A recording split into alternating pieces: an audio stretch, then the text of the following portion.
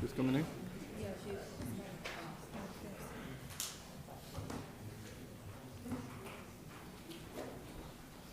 Hasta de que yo el presidente mi para botar this morning. Good job, thank you.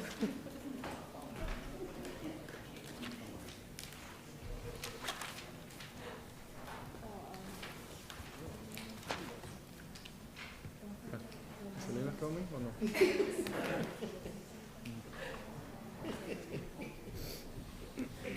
The teacher?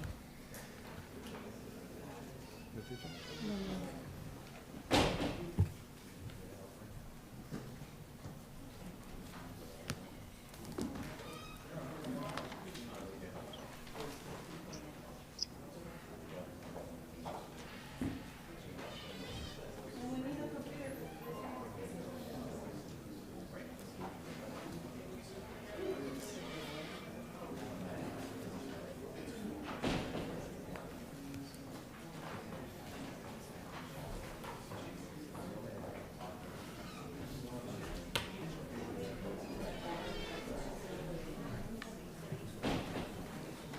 Hello, Samuel. Hello. How are you this morning? Living the dream. Okay. Who's, I don't know. Where's my meeting? Okay, what's the number?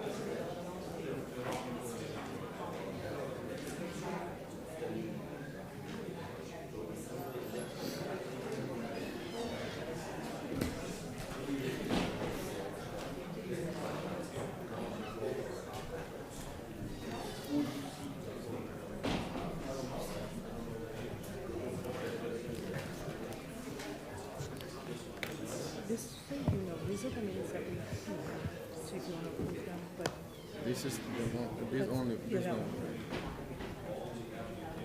Because we have this one. But I mean, this one we approve it, right? We have not, those, you don't have those. We had 5 meetings for that. We did 3 sets of them already.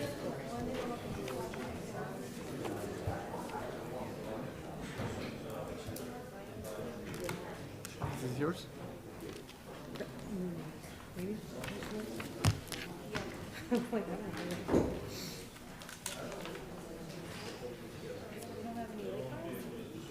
The only one is this one, 658. Like today, or depending on how you look at it. María Teresa Montes.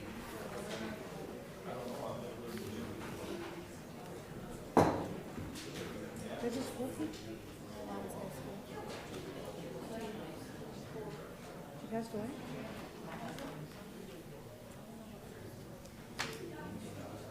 So, was she?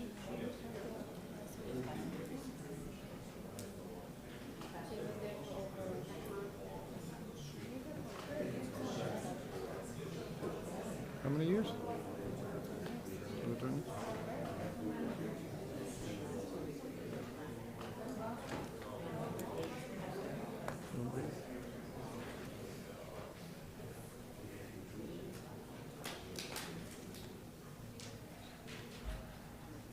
Years. Oh, he has a master's degree, Birmingham State University. Okay, let's go.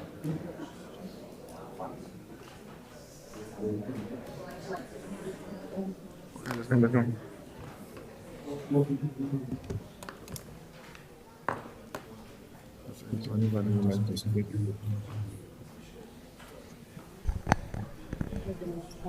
Hello. Yeah.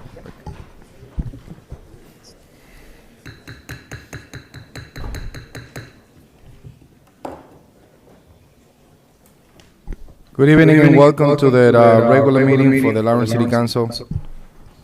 Today is Tuesday, November 19, 2024. Pursuant to Chapter 20 of the Act of 2022, this meeting will be hybrid, allow participation both in person at the City Council chambers and remotely. Anybody that requests the Zoom meeting to participate on this Zoom, it's there. The link was forwarded to this to anybody that requested through the Lawrence City Clerk's office. This meeting is also being transmitted live through the Lawrence City Council Facebook page as well as the Lawrence City Council YouTube page. Roll call, Madam Clerk.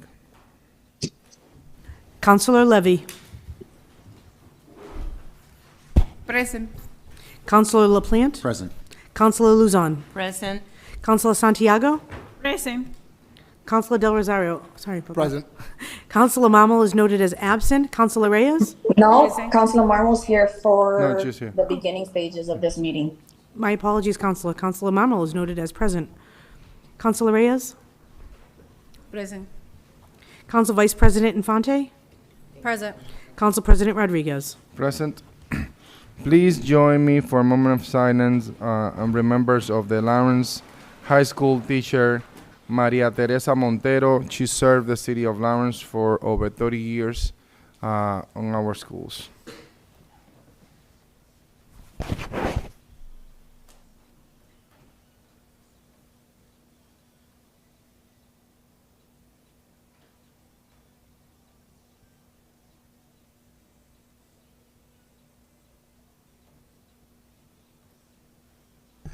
Now join me for the Pledge of Allegiance.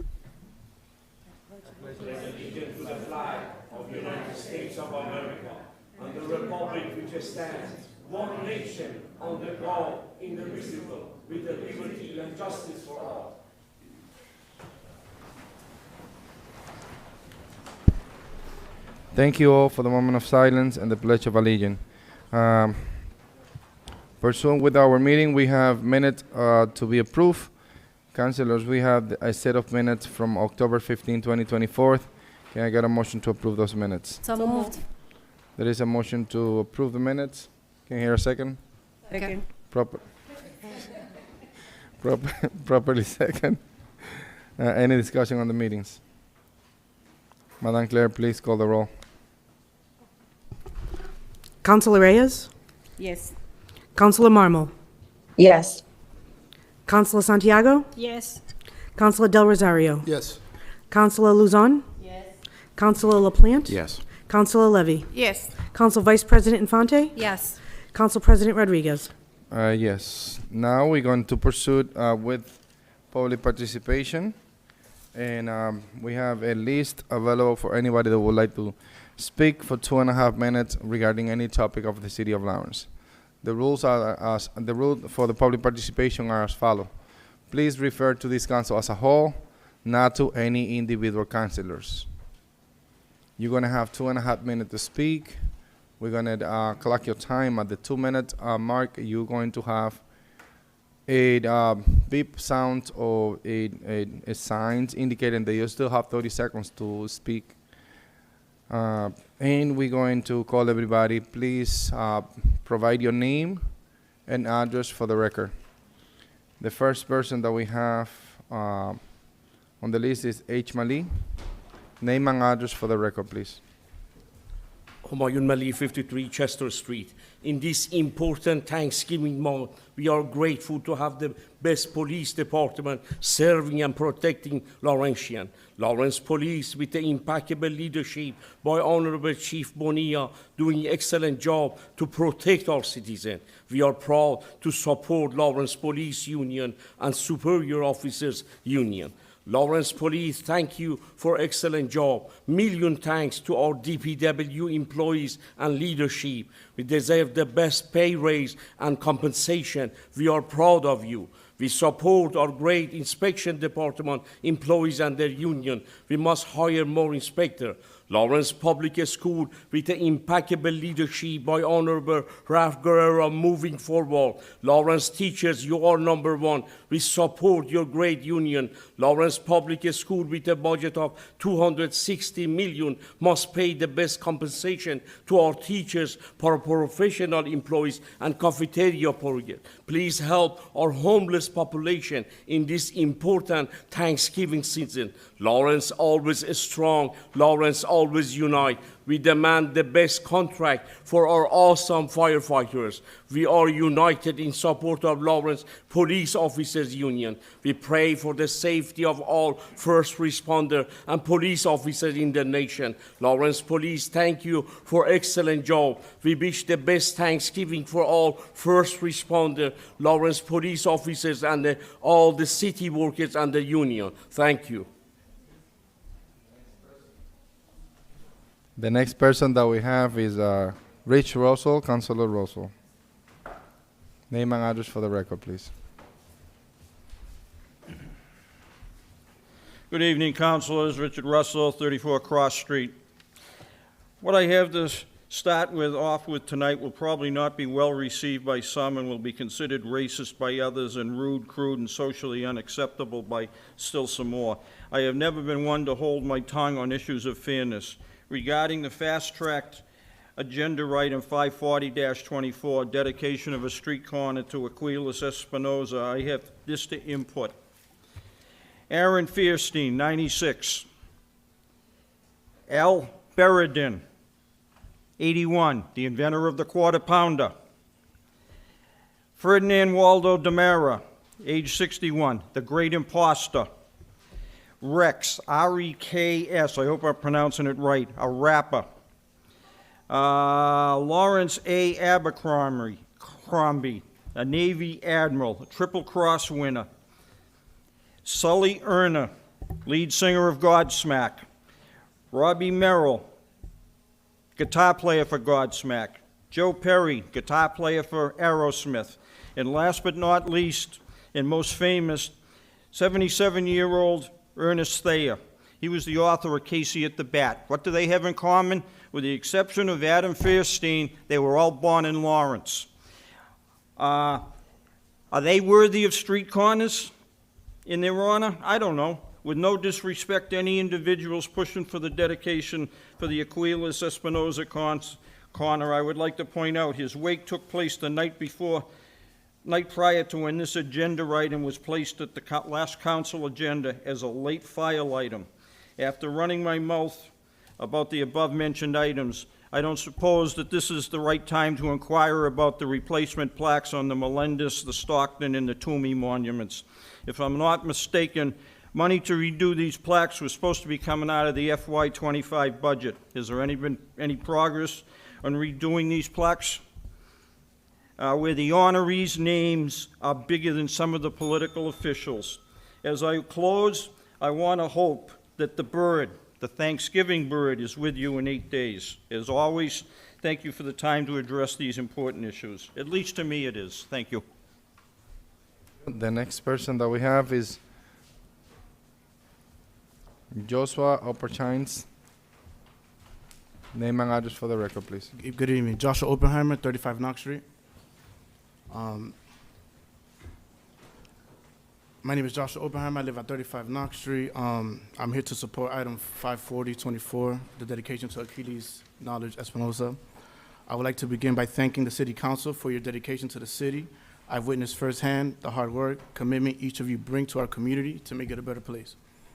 Your efforts truly make a difference, and I am grateful for all that you guys do. I stand here for you guys to request the approval of dedication of a special tribute to an individual that embodied everything that makes Lawrence such a remarkable city.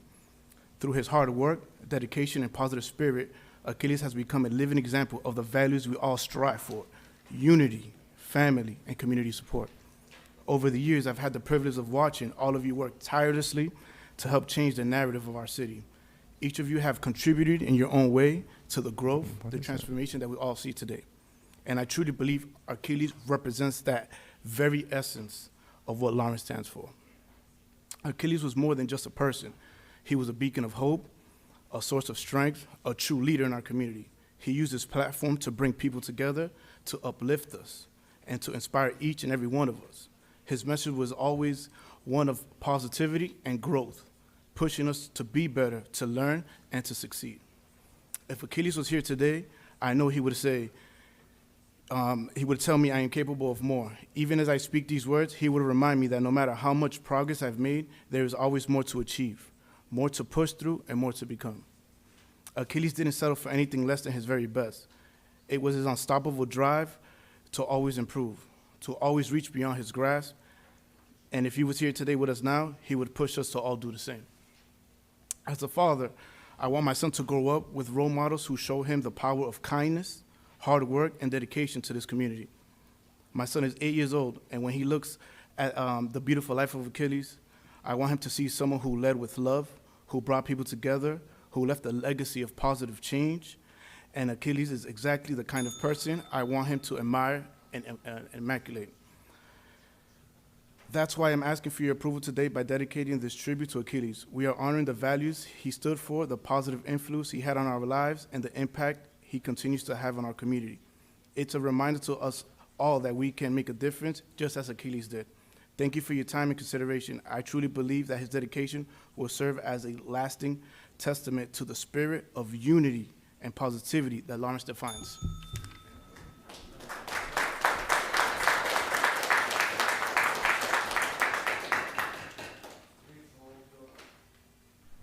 Please hold your applause for the end of the public participation. We are going to appreciate that. Thank you. The next person that we have is Tamilisha Tejada.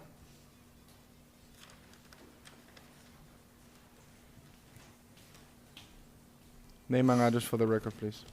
Hello, my name is Tamilisha Tejada. I live on 7 Willow Street, and I'm here to support item 54024, the dedication for Aquiles Knowledge Espinosa.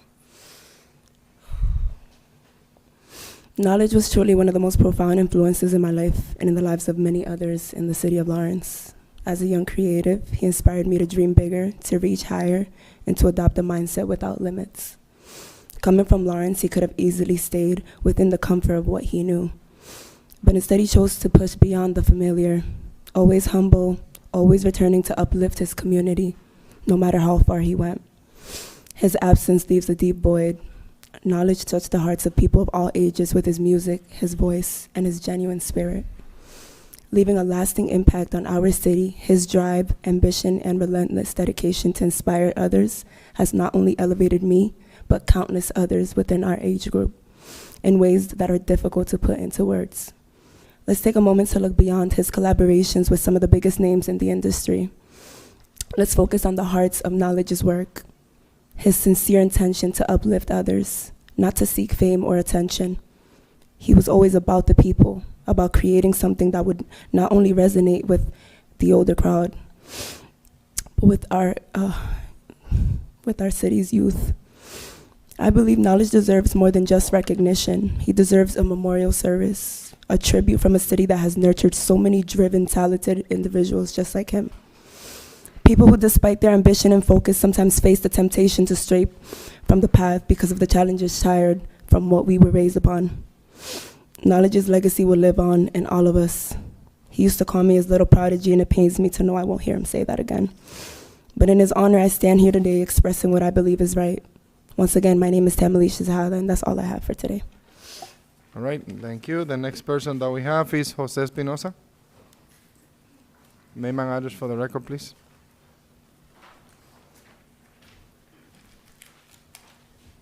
The name is Jose Espinosa. I was the father of Aquiles Espinosa, Knowledge. I live at 40 Trenton Street. I've been there for 40 plus years. I was in the United States Marine Corps. Now, Aquiles loved who he was and what he was. And he knew who he was. He knew that Lawrence made him. He couldn't have made it without Lawrence. The youth, the adults, whoever the case may be. And not because he was my son, but this kid had a lot of talent. had a lot of talent. He would ride a bicycle when he was 10 years old from here to Salisbury Beach with me, okay, with his dad. Lawrence made him, and Lawrence deserves to know, the youth, the people of Lawrence deserve to know, just like he deserves to be remembered for allowing him to make it. We need for him to be remembered because he made it because of the people of Lawrence. Thank you. That's all I have to say. Thank you. The next person that we have is Patrick Havitar.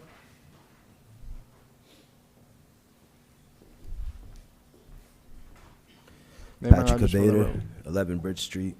I'm here to support item 540-24, dedication of Aquiles Knowledge Espinoza.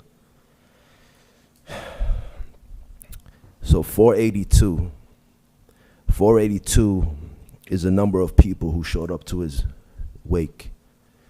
Majority of them wasn't family or friends, they were the community. And just like everyone standing behind me, and I'm sure if you open the doors, you'll see a whole line on the streets as well. Majority of them are not friends, they're not family, they are the community. You have people that speak, that spoken, like Isha, that was 10 years younger than me. You have people that spoke that's 10 years older than me. That just shows that not only did knowledge have an impact on the community, but he exceeded 3 generations. So when I was growing up in Lawrence, the only thing that I used to see that symbolized our community were negative stereotypes like drugs and violence. The youth had nobody to look up to. But then there comes knowledge, the epitome of hard work, hope, that determination and dedication. He worked hand to hand with us all, pushing us to our full potential and making sure we never give up on ourselves and especially our goals. So we're not here asking for a street sign because it's a trend. We're asking for a street sign that not only is going to honor this young man, but is also going to symbolize the growth of our community. If you didn't have the honor of meeting him, then I truly feel unfortunate for you guys. Because if you did, you would honestly be standing next to me right now asking for the same thing. Because knowledge was the heart of Lawrence. I resign. Thank you. The next person that we have is Julia Silverio. Councilor Silverio.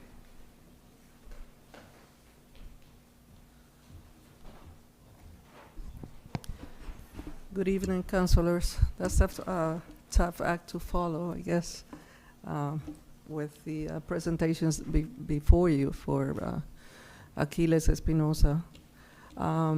The purpose for my visit tonight is twofold. My name is Julia Silverio. I live at 617 Haverhill Street, so sorry.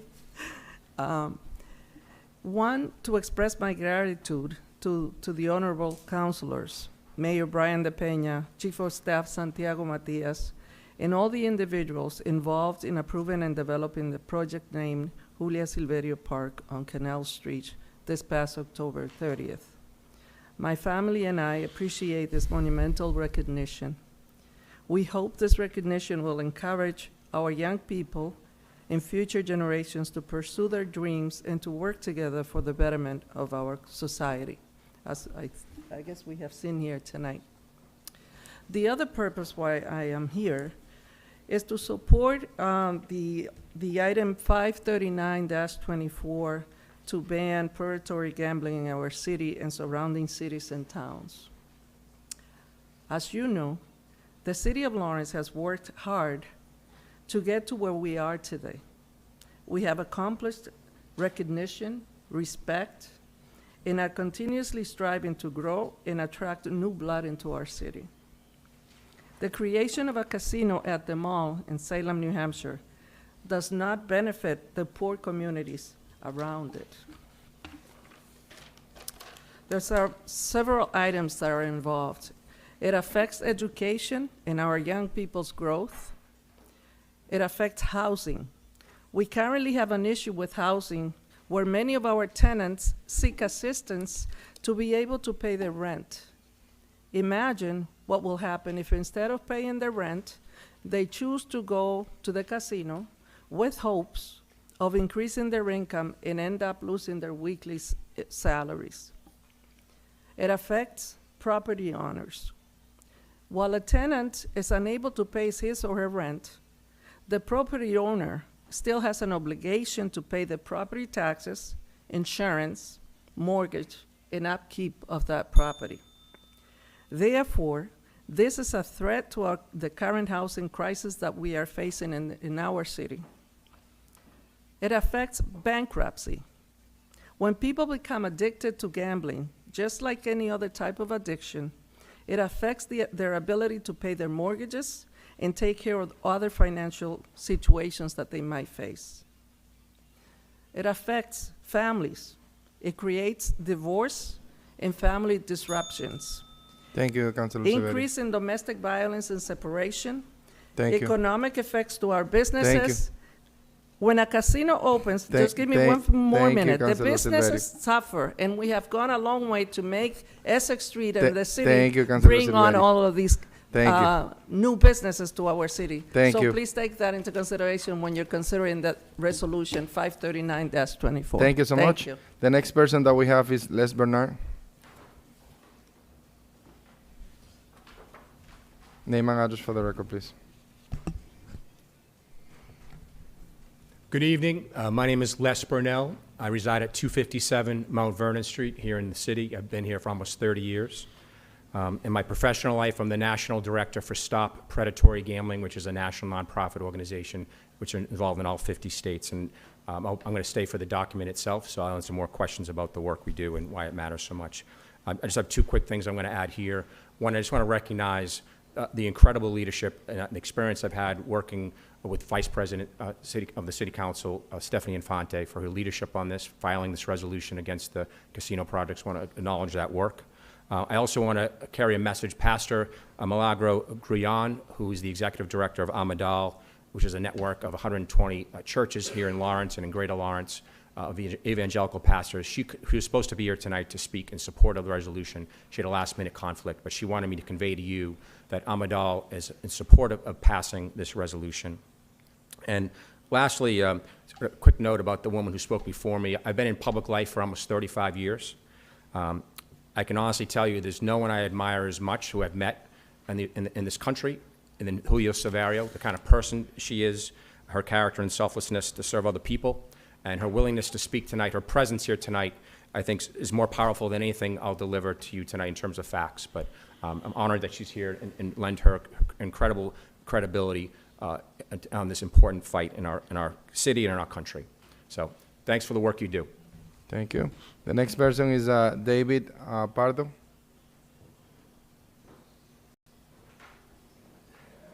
Medio Pollo.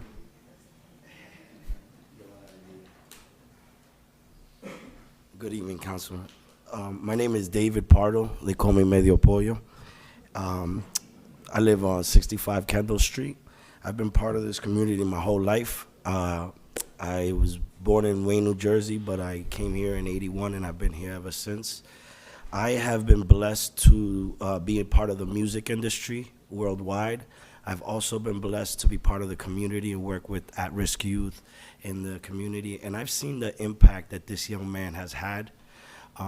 I personally started in the first generation, like the gentleman spoke earlier.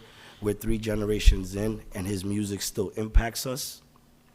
I currently work with a population that's probably from 16 to 22, and I see that the impact that his music still has to them. So to me, what this means is that we're gonna acknowledge someone that is a great representation of our community. I myself have been running around for years trying to tell everybody, and I say it proudly, I'm from Lawrence. Don't judge a book by its cover. We are educated. We don't all do things that you think. Like, we all want to strive and do better for our family and our community. And if I have to say who stands and who represents what we are, it's knowledge. I've been in rooms in California and LA with big people, and when I tell them I'm from Lawrence, Massachusetts, the first name that comes up is knowledge. He's made an impact in music, and he's also made an impact in community. The communities of surrounding, which is Lowell, Lawrence, Haverhill, all the way to New York, you can name any state, and he has a fan base. And I think one of the most important things that we can do as a community is highlight that, support that, and acknowledge what he meant to us as a community and what he can mean to us as a community going forward. Because one of the most important things that we can leave is a legacy. Not everyone has a chance to leave a legacy, and I think that this young man has left a legacy, and I think that we should, as a community, really, really, really embrace it, and we should give him and his family and everyone who supports everything that he's ever stood for a long-lasting name in what we call this beautiful city of Lawrence, Massachusetts. Thank you. Thank you. The next person that we have is Lenin Roa, a school committee member, Roa.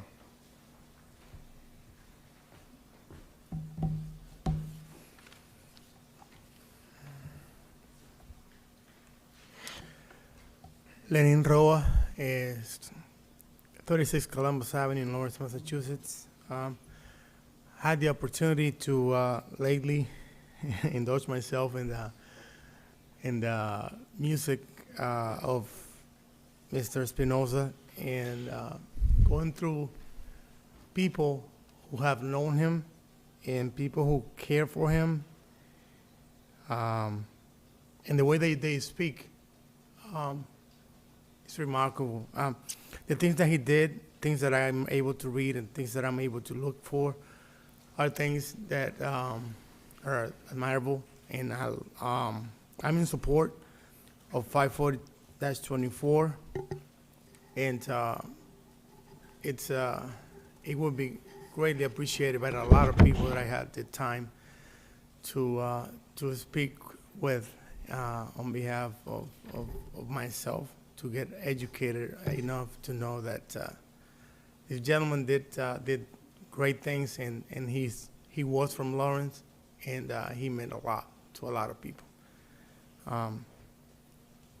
Having said that, I urge you to please pass this resolution for him and for his family, his friends, and anybody that he touched in his life. Thank you. Thank you. We have nobody on the Zoom that would like to speak. With that said, I'm going to submit all these names for the record. Thank you, everybody, for participate and express your opinion on public participation. We're going to proceed with the agenda. We're going on Council top of the President? agenda. Yeah, give me a minute. No public hearings, communication from the mayor. There is none. And committee report. We're going to allow the the Vice President of the City Council, Stephanie Infante. Thank you, Council President. Through you, I would like to make a motion to take out of order item 540-24, the dedication of corner in honor of Achilles Knowledge Espinoza. Second. A motion to take item 540 out of order. Properly second. Discussion on the matter. Just to take it out of order, then we're gonna entertain the report. All right, Madam Clerk, please call the roll. This is to take the document out of order. Councilor Levy. Yes. Councilor LaPlante. Yes. Councilor Luzon. Yes. Councilor Del Rosario. Yes. Councilor Santiago. Yes. Councilor Marmol. Yes. Councilor Reyes. Yes. Council Vice President Infante. Yes. Council President Rodriguez. I vote yes. At this point, I'm gonna allow the chair for the ordinance committee to provide us with a report on item 540-24. Councilor LaPlante. Ordinance Committee met on this document and sent up to the full council with a 3-1 recommendation to adopt the intersection of and to make that in the form of a motion. There is a motion on the table to accept Second. and to adopt the corner of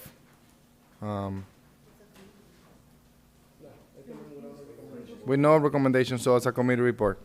All right, there is a motion to present it as a committee report. Favorable recommendation right here.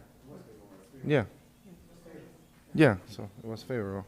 So it's a motion to approve the corner in honor of Achilles Knowledge Espinoza. Council President, I'm going to, my Council. fault. We did have a discussion on it, and the Council Vice President is 100% correct. The motion is to send this up as a committee report. It was 3-1 vote. So my apologies. I rescind the other one and make it as a committee report. All right. That's the motion. We have a motion to accept this item as a committee report. Properly second discussion on the committee report. Discussion. On the committee report.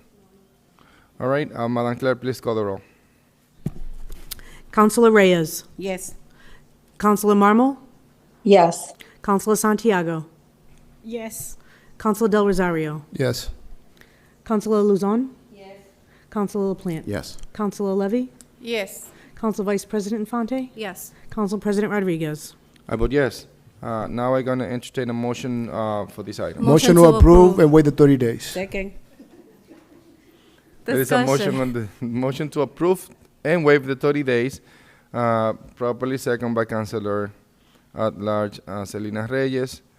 Discussion, Councilor Vice President Infante. Before we go into the discussion, I would like to just read the item for the record and for everybody that is here. It's the dedication of the corner in honor of Achilles Knowledge Espinosa, the corner of Trenton and Parker Street, and this item was sponsored by Councilor Vice President Infante, Councilor District B, Wendy Luzon, Councilor District C, Gregory Del Rosario, and also the Mayor of the City of Lawrence. Madam Vice President Infante, you have the floor. Thank you. Through you, Council President.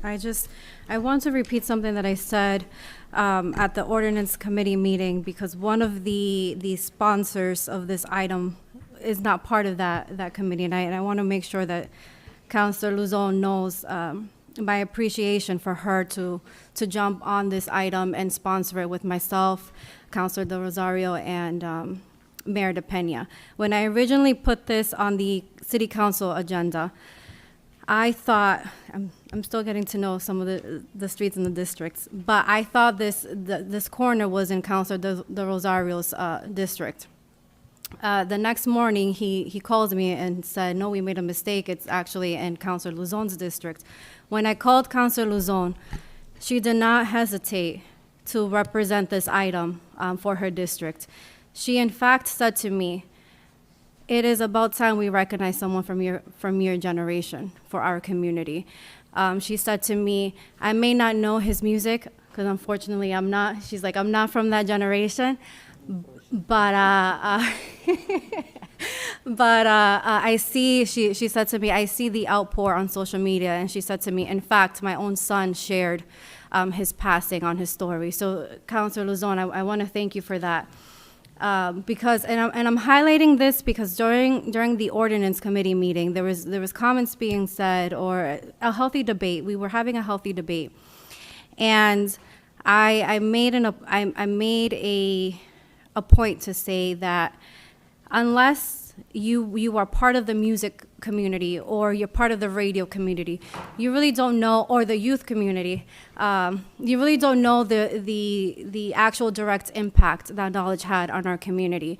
Myself as a city councilor, and I'm going to use former councilor Silverio as an example, I had to educate myself on how she impacted our community, and ultimately to support the dedication we did for her. So just because you may not, just because you may not know of someone or may not know that part of our culture, does not mean that is not worthy of a recognition, does not mean that they're not part of our community. And I'm thankful for everyone who filled the city council chamber today, because you made it known that the youth, we also, us city councilors also recognize the youth.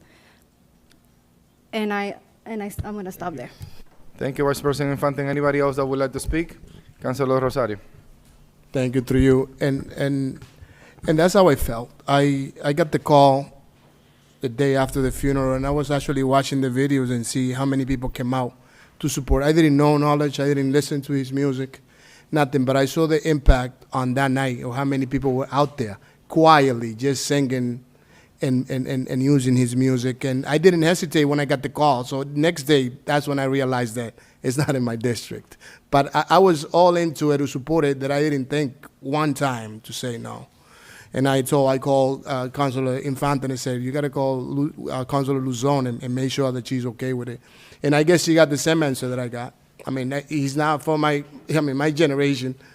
I never listened to his music, but why not support it when the community is out there asking, showing us that he was from us, that he's from here, that he needed to be recognized. So that's why I'm all full in support of this. And any young generation that cause an impact, even if I don't follow you or I don't know you or I don't listen. I mean, I support people that died, 140 years, 200 years ago without no hesitation. So why not support somebody that is for a generation like Stefan Infante? So I'm all in support of this, and I hope all my colleagues are. Thank you, Councilor Rosario. Anybody else? Councilor LaPlante? Councilor Luzon. Thank you, Council President. Thank you, Councilor LaPlante, my colleague. Thank you. I just going to add to what Councilor Infante and Councilor De Rosario mentioned. I'm not familiar with his music. I could be a mother to many of you, but I have a son and a daughter that grew up in Lawrence. One is not here, but when I reach out, they just echo what some of you just said here. And they mention, Mom, we grew up listening to his music, and he's part of the Lawrence culture. And they are very proud. And basically what you just shared with us, it was the same that I received from my son and daughter. So I'm honored, and I'm in support of this item. And I hope that his legacy stays with the community, and the new generation can also learn about him. The same thing, we are fortunate to have Councilor Silverio with us, but it's nice to pass by a monument, a corner, and see a name that is part of our community. And yes, a Latin name, last name. With that, we can teach the new generation that we impacted this community and that we are here to stay, and we also want to be part of the future, and we want the next generation to learn that. So it's an honor for me to support this item. And thank you, Councilor. Thank you very much, Council Councilor President. Am I all set? Yep. Thank you, Council President. So I'm going to be offering a difference of opinion this evening. I want to say that there's nothing that I've heard tonight that I disagree with.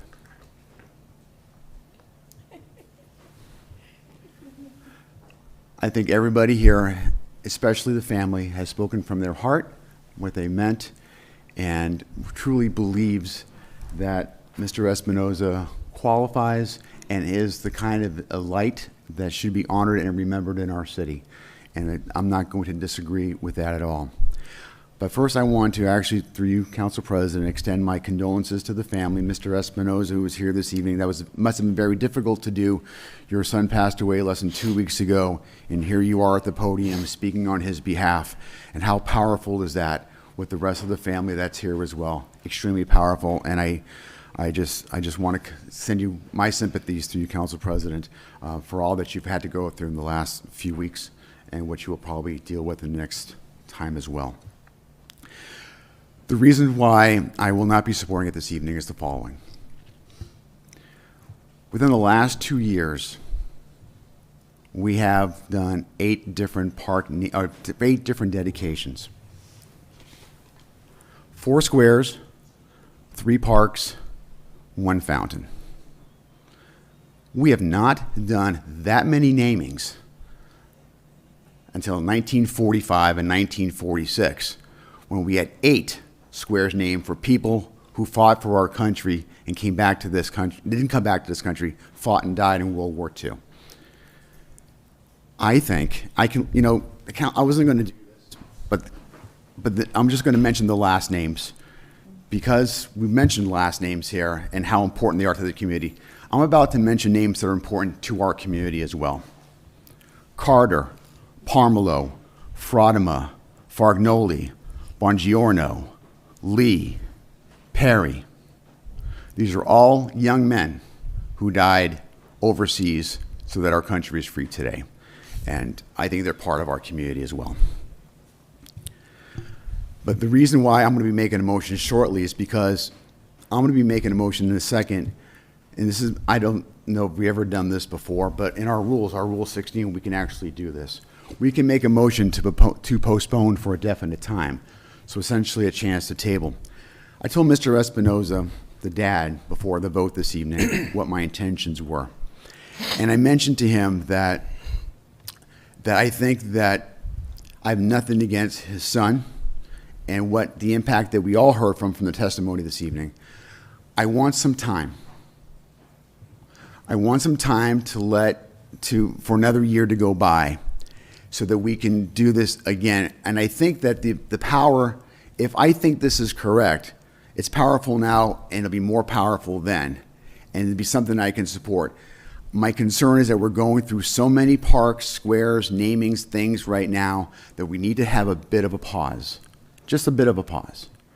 It doesn't mean I'm not going to support it down the road, because I'm listening to the stuff and it's very moving. It's very compelling, Council President. It really is. So I want to support it. So that's where I'm coming from right now. People can defer, difference of opinion. I get it. This is a democracy. We're a deliberative body. We can have differences of opinion, and that's okay. But that's where I stand on this. I'm going to make a motion right now that we postpone this question to the first City Council meeting in December of 2025. That's my motion. Council President. Give me 1 second. Give me 1 second, guys. We will entertain the motion. It is in order. It's properly second. And with that in mind, we are going to open that motion for discussion as is appropriate. Any discussion on the motion before we take a roll call vote? Any discussion on that specific motion that Councilor Plan just proposed? Discussion. Councilor Santiago. I think it's too soon. Just past 2 weeks ago, the family is in painful right now, and anything we can do it for them is really, it is hard. The pain is too big for the parents. I am mother, and I'm really try to understand your feeling right now, but we need to separate the feeling with the law. That's why we wanna. I second the motion because I wanna wait more time. I think it's too fast to make the decisions. All right. Anybody else that would like to speak on the motion that was just proposed? Any other councilors? At this point, Madam Clerk, please call the roll for the motion that Councilor Plan proposed. Not for the underlying motion. Let's explain a little bit. We have two motions. One that is to postpone this item until next year, and we are about to take a vote on that. If that one passed, that will take place.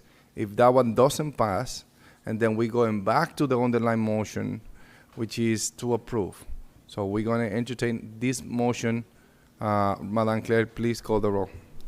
Councilor Levy. Yes. Councilor LaPlante. Yes. Councilor Luzon. No. Councilor Del Rosario. No. Councilor Santiago. Yes. Councilor Marmol. No. Councilor Mamo, okay. Councilor Selena Reyes. No. Council Vice President Infante. No.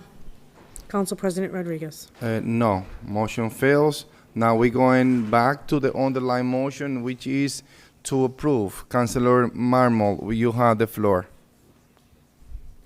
Good evening, council members and the public. I wanted to speak on behalf of this item. I thought it was super important for me to be present via virtually to make it very aware that I'm approved, like I approve for this to go through. I want to make sure that we as council members are taking into consideration when we are approving things, or when we're not approving of things, that when it comes to Mr. Espinosa's legacy and the contribution that he has provided to our community, because we have not personally met him as an artist, because we're not familiar with his music and the profound impact and cultural impact, let's just say, in our community. I could also say that I have been fortunate enough to experience his the commitment and his artistry in the city of Lawrence, and it's gonna be forever an experience of an era that I will never forget. And just because we're not familiar with his work does not take away the fact that he is not deserving of this. I also want to say, I'm hearing comments in regards to the fact that potentially wanting to table this or it's too soon. I want to remind everyone that there is no criteria or requirements through ordinance that has been created when it comes to naming parks or, city-owned properties, which I do agree that we need to have something to establish that, and that would avoid having these type of discussions. But considering that we don't have anything in place, then the fact that we're stating that it is too soon to have this corner named after Knowledge just doesn't seem to make sense to me. Lastly, I want to state that oftentimes we don't have the opportunity and the platform to acknowledge and recognize those that have created an impact. And I see too often that we're quick to recognize former politicians and we're quick to recognize veterans. And it is not to take away the work and the commitment and the impact that they have made in our community. But I think that considering that we do have the platform to uplift the youth, and seeing the work that he has done should not take away from the ability for us to recognize and give people their flowers. It's sad that we have to wait for someone to pass away. It's sad that we have to wait for someone to grow old in order for us to do that. And I think that this is an opportunity to change things around. And that is all I have to say. Thank you, Councilor Mame. Any other councilors? Any other councilor that wishes to speak? All right. I was part of the wake. I went over. I definitely enjoy it. I definitely enjoy the music of Knowledge, 2K5. And my son, 11 years old, he also appreciate everything that he did for the community and everything that he have done for the music industry. Madam Clerk, Council please President? call. Real quick. Councilor Vice President Infante. Thank you, Council. Just quickly, because we did a moment of silence today for another community member that passed away, but I want the public to know that the first city council meeting that we had after his passing, the council president did recognize his name and honored him through a moment of silence for our meeting. So I just want to make sure that you guys know that. Yep, thank you, Madam Vice President, to make that noticeable. All right, Madam Clerk, please call the roll. Councilor Reyes. The motion is to, Madam Clerk, please repeat the The motion to motion. approve the dedication and to waive the 30 days. For the Yes. the corner of Trenton and Park Street, and the memory of and the honor of Achilles New Knowledge Espinosa, right? Thank you. All right. Councilor Reyes. Yes. Councilor Marmol. Yes. Councilor Santiago. I vote present. Councilor Del Rosario. Yes. Councilor Luzon. Yes. Councilor LaPlante. No. Councilor Levy. Yes. Council Vice President Infante. Yes. Council President Rodriguez. I vote yes. Motion carries. Motion passed.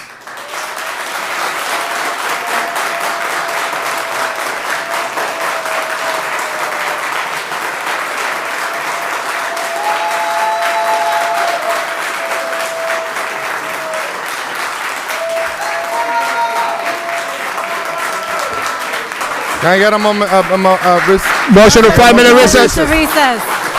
Yes. Madam Clerk, please call the roll. Councilor Levy on a motion to recess. Motion to recess. Councilor, Yes.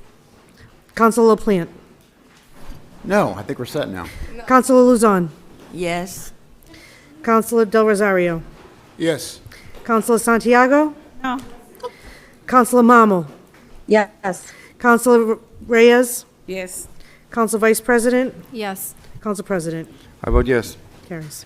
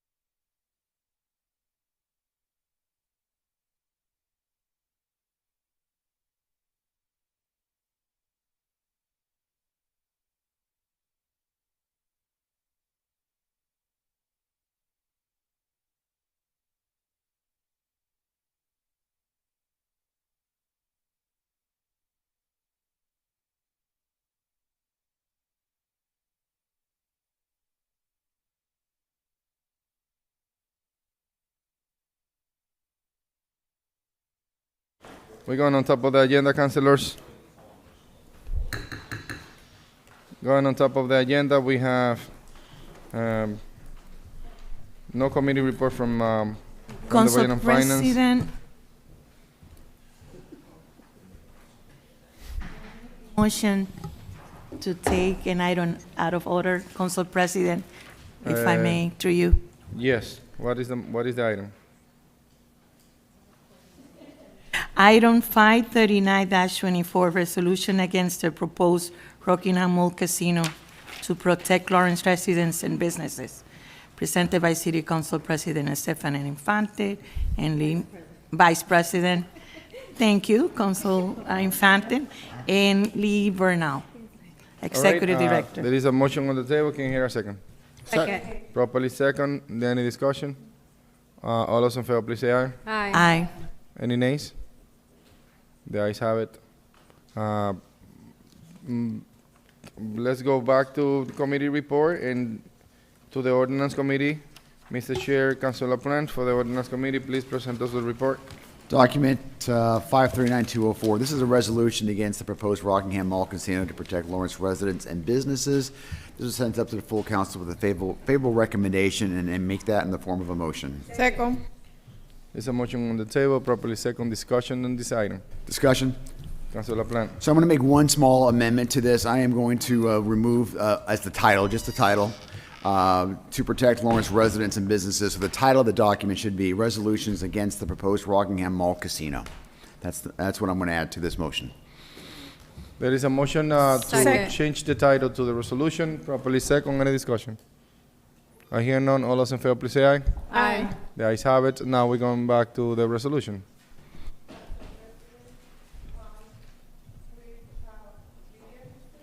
No, she's not in. So no roll calls. She's not in anymore. Councilors, what's the motion? There's a motion to approve? Second. Properly second.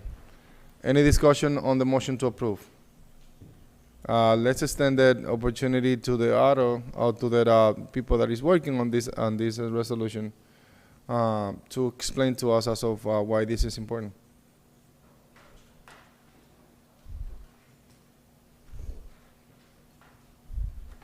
Just name and address for the record, please. My name is Les Burnell. I live at 257 Mount Vernon Street in Lawrence, and in my professional life, I'm the National Director of Stop Predatory Gambling. And just very quickly, 3 or 4 key points to understand about this resolution, and a really footnote of the facts in the resolution. This project isn't being targeted for southern New Hampshire. This is a massive national casino company coming in with a project in their own traffic study that they presented to the Salem, New Hampshire Planning Board. 77% of the visitors are going to come from the south, okay? And and particularly if when they said the south, they're building it for particularly Lawrence residents and Methuen residents. That's the demographic they're targeting with this. And those of you who've been following the regional political scene at the federal level, the New Hampshire governor's race in the last cycle, the primary messaging was, and it won for them, don't mass it up. That was the message. And they were referencing cities like Lawrence and Lowell and blaming our cities for the problems that New Hampshire experiences. Well, now they're going to put a project on our border, on our doorstep of Lawrence, targeting our own residents, that is based on addiction. Our own Massachusetts Gambling Commission and a study in the state showed that 90% of the revenue coming into Massachusetts casinos, paid for by the Mass Gambling Commission, okay, for their own study, 90% of the revenue was coming from citizens who are addicted or at risk for addiction, okay? That's the kind of business they're going to put right on Lawrence's doorstep. So there's a huge difference from having to drive from here down to Encore, which is 30 minutes away. Now what you're doing is with this kind of business model is the citizens going 5 to 6 times a week, okay, on one of the most financially disadvantaged communities in our state, and so that's why this matters so much. That's why I'm so passionate about this. Whatever people do privately for gambling, this is not when people gamble. This is people say like, hey, how's this business different than anybody else? This is the last key point. These guys are exempt from truth in advertising regulations, okay? They're not legally liable for the harm they cause. If you go to a nightclub in Lawrence and they overserve you for alcohol and it causes damage in your life or someone else's life, you can sue that nightclub. You cannot sue casinos for the harm they cause to your family or your community, because they partner with the state. They're exempt from having a legal duty of care that every other business has to experience, has to abide by. So it's open season on our citizens. And the last thing is, from an economic standpoint, Lawrence restaurants and nightclubs, again, Massachusetts Gambling Commission study showed that 46 to 80% of the revenue that's being lost at the Massachusetts casinos by citizens is money that would have been spent, much of it, in restaurants and bars in our state. Okay, so if you're a restaurant owner, like, you're going to pay the price for this. It's, because they subsidize the alcohol. When you serve an empanada, there's no promise that you're going to pay your rent at the end of the month, right? So you go to a casino, you're going there a lot of times out of financial desperation, hoping you're going to hit a big win to solve your financial woes. And even though it's designed to get you to lose, like, you can't compete with that. So that's what makes this business different than any other business, and this is why we refer to this as America's most neglected major problem. So I'm grateful for the opportunity to speak, and happy to take any questions. I know if Councilor Severio wants to add anything to what and I'm grateful for her presence here tonight. Is there anything you want to add to that commentary? Yeah, good. Come on.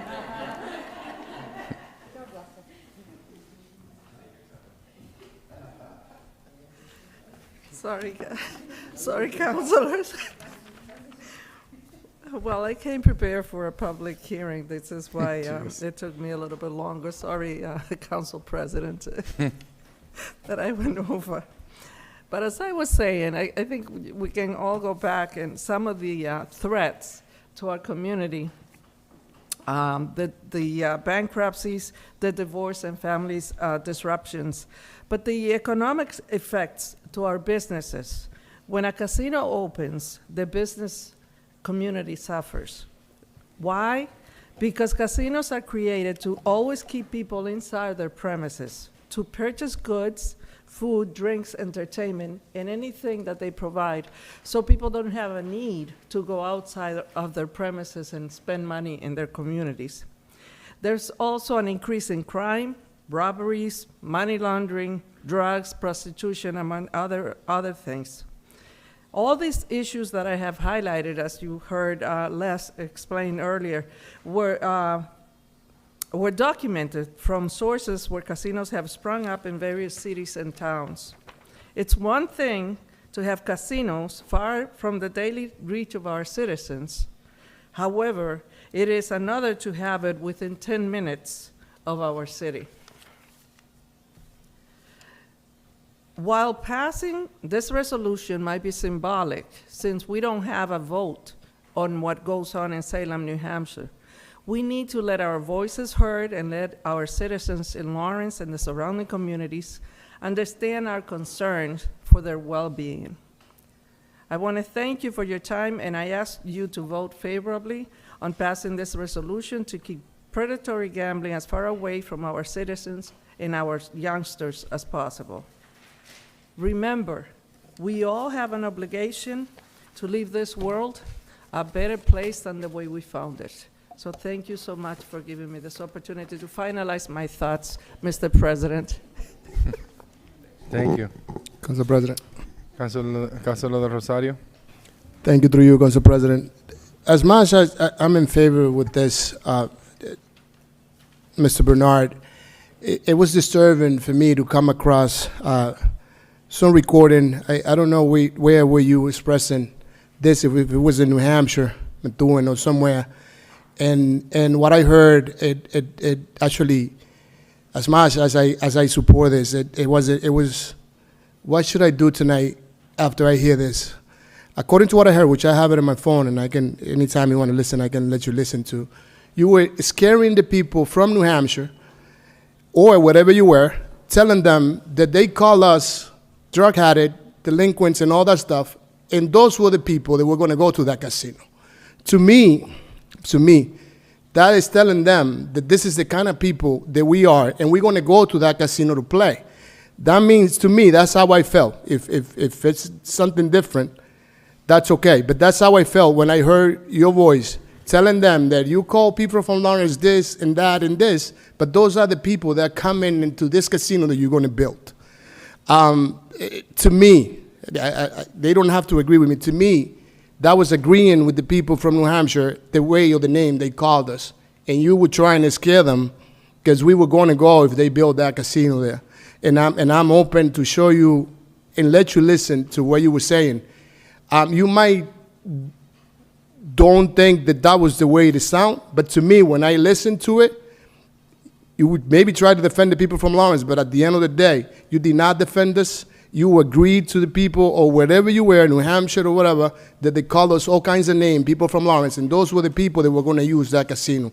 So in a way, I'm feeling hurt for what I heard. And again, I share with you at any time that you want to listen to it, and if you want to eventually explain to me what are you trying to say, it would be great, because once you called me, I was all on board, but then I got this message with your voice, your presentation, and I'm assuming that it was in New Hampshire, because you were telling them that they call us all kinds of names, people here from Lawrence, but that's were the people that were going to play in that casino, and that is very discouraging for me. All right, any other councilors that wish to speak? Council President. Councilor Luzon. And I'm not familiar with what Council Rosario, the recording he's referring to, but when I met with Mr. Bernal, I got a totally different perspective. What the conversation we had was about protecting or creating awareness, let's put it this way, creating awareness in our community about the dangers of gambling and why this community that doesn't like us, not everyone, some of them, that they don't like Lawrence residents so much, we're creating this space for us to go and spend our money. So his concern was valid. Concern was also about families, about businesses, about nightclubs, restaurants, about the negative impact that something, a casino so near Lawrence, could create. And I speak also as a business owner, a restaurant business owner, knowing how difficult the economy is right now, and having something so near will impact negative our businesses. I also, in that conversation that I had with Mr. Bernal, I learned about the damage that this type of business, a casino near Lawrence, will create for families. And I'm going to echo Councilor Silverio when she spoke at the beginning about how this can destroy families. Maybe it is a misunderstanding. I'm not familiar with what Councilor Rosario mentioned, but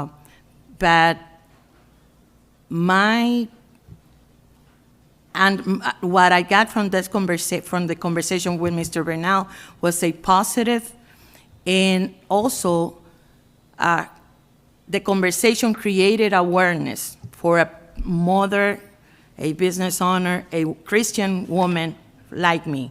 I also want to take this opportunity, Council President, through you to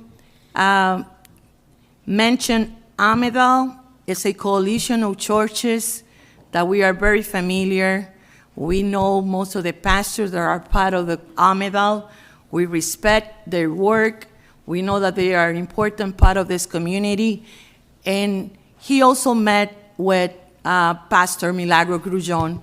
And we know Milagros Grullón. We know that she's not she's very tough. And after their conversation, she agreed, and other pastors, to support this item. And they also mentioned, he quoted him in the beginning. So what we have in front of us is an intention of damaging our community, an intention of having our people go there and spending money, but also creating other type of issues that we all know, we are all aware that this could create a negative impact in our economy, in our families, and in our community. So I encourage my colleagues to support this resolution. And like Councilor Silverio mentioned, we don't have a say in, we cannot change anything in New Hampshire, but at least we can send a message that we are against it and that we're not going to stay silent, and we're not in favor of this type of business that is targeting our residents and the entire community. Thank you, Council President. Thank you. Any other councilors? All right. Mr. Bernard? Well, Councilor De Rosario, I just want to say, if that was the concept, I have to watch it. I do a lot of speaking around the country on this issue, and I have to admit, my wife will acknowledge this. Like, I'm one of the most intense guys you're ever going to meet. I'm a very passionate guy, and I'm very passionate on this issue. So I'm trying to think of the context of what you're referencing. But what I remember saying up there is just two things very quickly. Is I told them that for 7 years I was the chairman of the planning board in this city, starting in the mid-1990s, and I sat right where the council president is now. And year after year, we would have projects that came into this community that no developer would ever bring in to a community. And so I told them that they're not bringing this project into Wyndham or to Atkinson. They're bringing this to Salem. All the problems that come with casinos. And then I added, and it was the context of that Don't Mass It Up campaign that was happening in New Hampshire, which every time I hear a New Hampshire politician talk about our cities, like Lawrence and Lowell, and blame New Hampshire, blame our communities for all the problems, it infuriates me. So the context for that comment was, that in Salem, New Hampshire is a GOP community. It's a heavily Republican community. All it is a planning board vote up there to try to push this thing through.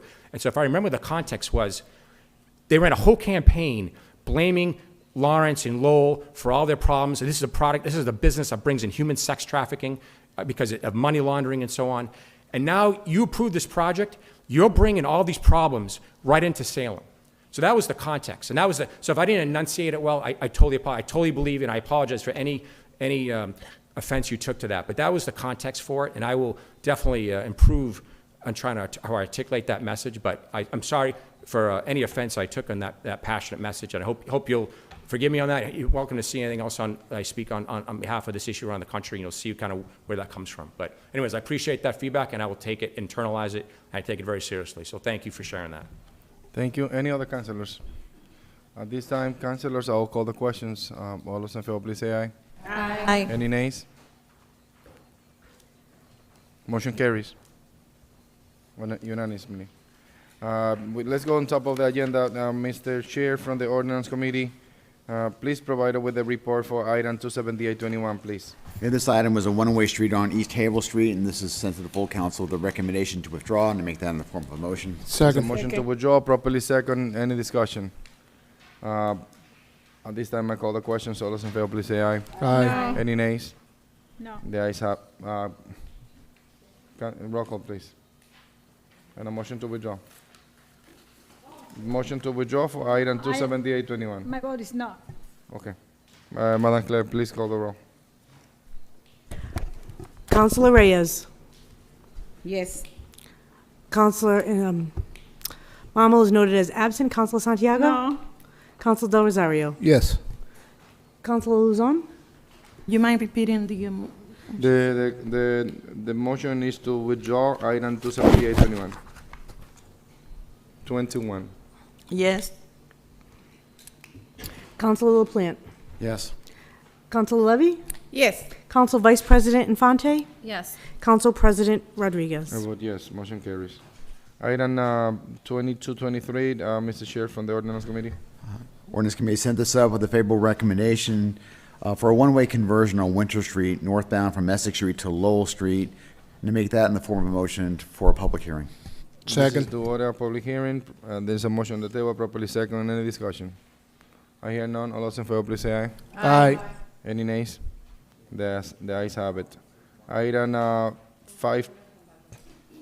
Document 51924, this is a city grant criteria. This was sent up to the full council with a recommendation to withdraw. I make that in the form of a motion. There's a motion to withdraw. Item 51924, properly second. Any discussion? I hear none. All those in favor, please say aye. Aye. The ayes have it. Item 52224, Mr. Chair, from the Ordinance Committee.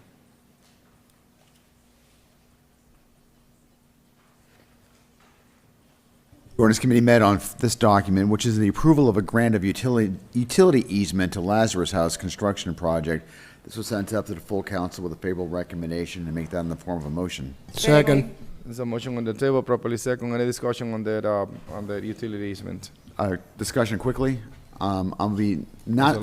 By the way, I want to thank my colleague from District C for putting a seed in my head about going to visit Lazarus House and the Capernaum House, most specifically, to look at what they're doing over there. I know that Miguel is here today, and I had a wonderful tour of the facility. Learned an awful lot.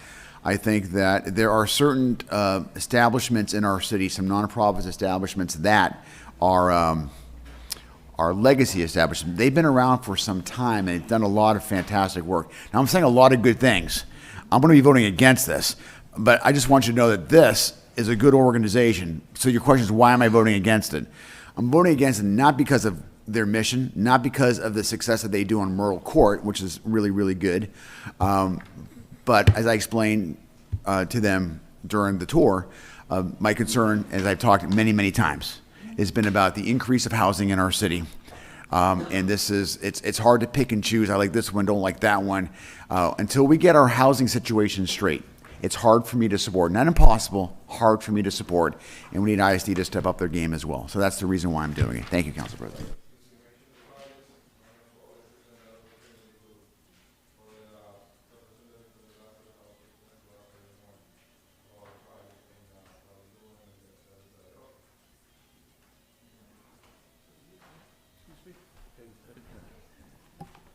It's a utility easement.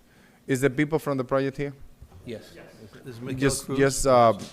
Are you from the project or from the organization? I'm from the organization. All right, just explain to us a little more. Take this opportunity, take this platform to promote Lazarus House for anybody that don't know anything about it, please. Okay. Lazarus House Ministries serves the community in so many different ways. Housing is one of our biggest things that we do. We have a regular shelter that supports families and single women, and now we also have a transitional housing, which also supports families with low income. So they pay low income rent, and they are able to stay there for 2 years.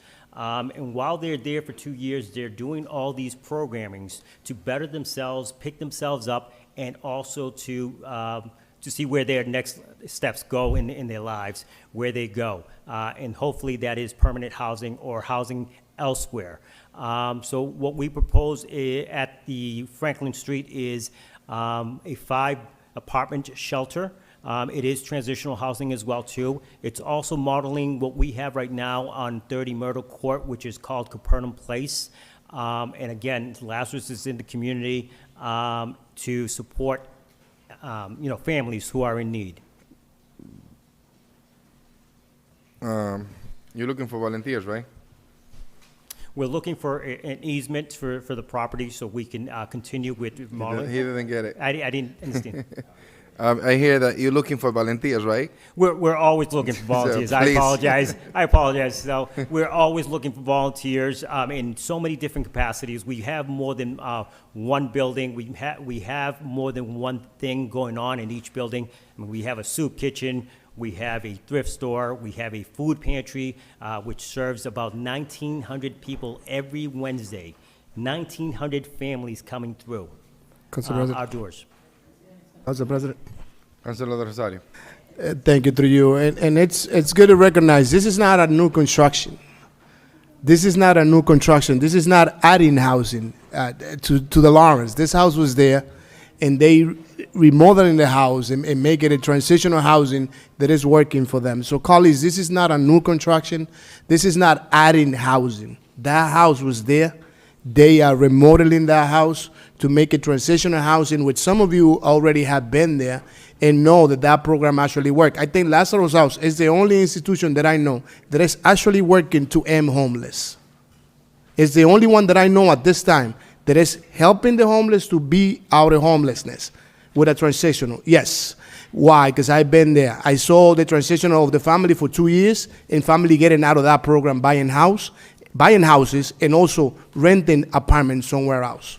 It's not just your regular house and it's not just your regular shelter that you go one day sleep and then silver cents you're lost and then you come back again 2 days later. So again, and I encourage those that hasn't been there to go and go through the program and see what actually they do. And again, they not adding housing. This house was there already and they acquired this house and they are preparing this house. And it's just an easement for them to get the utilities, just to touch city property. That's all they're looking for, temporary easement, that's sir. Any other questions, Councilor? Council President. Councilor Vice President Infante. Thank you. To piggyback off of Councilor Del Rosario, I believe, Councilor, one of those tours I was with you and the mayor. I believe it was last year we went on a tour. And I saw both. You have, there's two housing. One is very nicely put together, very well kept. And the one that you guys are trying to get this approved for, it needs some work. But what I was most impressed by, adding to what Councilor Del Rosario said, was the individuals that you guys are helping. You have a requirement, they must work a certain amount of hours if they can find, or you help them find a temp job, or it was something along those lines. It's been a while, but I think you're nodding your head, so I think you know what I can explain a little more. So Yeah. we actually do help families with, so we have case managers that work with the families from the day they walk in to the day they leave, and even beyond that as well, too. So we have case managers that are doing job search with them. They're doing budget buddies in financial planning. So they're doing a lot of programming. It's a lot of life skills that they're giving back to the families. So they're reintroducing those things back to the families so they can support themselves. We'll do parenting classes. We'll do a little bit of everything to make sure that the family is ready to go on. If they're not ready to go on, we do have support as well, too. We do have extensions, and we do also just continue working with the family and helping them to go to where they want to be. And if it's not on Lawrence Housing and it's somewhere else, we will help them with that. And I can tell you from testimonies that we've gotten calls back from people who have been through the Capernaum Place for left many, many years ago and are calling back just to let us know how they're doing. That is an amazing program that works. I say it works. I can say I left very impressed. It was the first time I had a tour of your facilities and learned more about what you guys, Lazarus, you hear it all the time. I left there saying it was unfortunate that it took me that long to actually educate myself on what you guys truly do. So thank you for that. Thank you for what you do. Thank you. Thank you. Council President, can we, through you, Council President, can we ask Mr. McCarthy, to explain for the people that are watching what is a temporary easement, so we don't get confused with housing and other stuff? So Please. yes, it's, this is a little more than just a temporary construction easement. It is a permanent easement. It's a permanent easement. Okay, thank you, It's thank you. so they can install utilities in the building. The properties that are there, the building, the physical building, which is more than 150 years old, is only 2 feet off the property line from the backyard of the old General Donovan School. So they're redoing the entire home, putting hundreds of thousands of dollars to rehab this from donations and from raising funds in other manners. And part of that is they're putting new heating and air conditioning systems that are mounted outside the building, and they have to go on a piece of concrete slab that has to meet a certain dimensional standard, and they're 10 inches short from meeting that standard. So the city, I went down there with the city engineer, people from the mayor's office, the DPW, and reviewed this and looked at this. It's not going to affect the city property in any adverse manner. The easement itself is going to be 67 square feet. It's going to be a 1 foot wide easement, 67 feet long along the borderline. It's a very minor easement. Somebody out there wouldn't even know it was a different property. And like I said, it will be permanent, and it'll be a fixture there. The easement language has it that we're going to be held immune from liability from any damage that's caused by the utilities or anything like that. The city's protected. It's a great thing because these families will now be living in upgraded homes and apartments that they didn't have before. So we think this is a wonderful project for the city. Thank you. Thank you for the explanation. And thank you, Lazarus House, for all that you do. But just for the record, they are not the only one working hard to fight homelessness. They do an amazing job. I have the opportunity to work with that program closely for the past 24 years. They also shelter domestic violence victims, and sometimes they are the only one with space available. But we also need to mention the YWCA.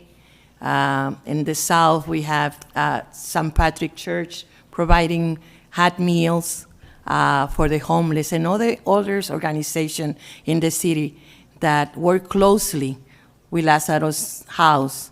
So thank you for all that you do. We appreciate your work. And as McCarthy mentioned, it's not a lot. So for an organization that's been doing so much for the city, helping them with this little is not a lot. So I'm in support of this item, and I hope my colleagues also can support this item. Thank you so much. Thank you, Mr. Councilor Luzon. Just to clarify a few things that it may be in the air from constituents and from other people. The intent of this item is not to approve the project. Instead, it's just to approve that the utilities that are going to the project to serve the projects. Yes, that is correct. The project has been approved already. Yes, they have all the building by permits and that middle construction. zoning, right? They didn't have to go to zoning. They did it by right? I'd like to reiterate the comments made by Council Del Rosario. This is a 150-year-old building. It was a 5-unit apartment house before they took on this work. They're just improving the conditions of these 5 units and making it a better place for families to live. And again, the easement is only for a piece of concrete on our property. Gotcha. And the intent also is not to extend the project towards the school that is right next to it, right? That's correct. Because that's what I'm being hearing from the community. Project is fully permitted. And by the way, what is your name and address for the record so we can have it in the minutes? My name is Miguel Cruz. I live in Plastow, New Hampshire, though, but I was born and raised here in Lawrence, Mass. All right, thank you. Anything else, councilors, before I call the question? At this point, I call the questions. All those in favor, please say aye. Aye. No, I mean, you have anything like, okay. All right, Councilor, the motion carries. Now let's go. Oh, there's a no? Oh, sorry. Roll call, please. Councilor Levy. Yes. Councilor LaPlante. No. Councilor Luzon. Yes. Councilor Del Rosario. Yes. Councilor Santiago. Yes. Councilor Marmol is noted as absent. Councilor Reyes. Yes. Council Vice President Infante. Yes. Council President Rodriguez. I vote yes. Item 52724, Mr. Chair from the Ordinance Committee. This is to remove the handicap parking sign at 153 Willow Street. That was sent up to the full council with a recommendation to order a public hearing. We get that in the form of a motion. There's a motion on the table, properly second, discussion. There is none. All those in favor, please say aye. Aye. Any nays? The ayes have it. Councilor LaPlante. Just because I want to get McCarthy out of here. I'd like to take document number 42924 out of tabled matters. That's my motion. Second. Motion to take item 524? Yeah, you have another item. You have 2 other items. 529, I believe. Yeah, we're going right away. We're going right there.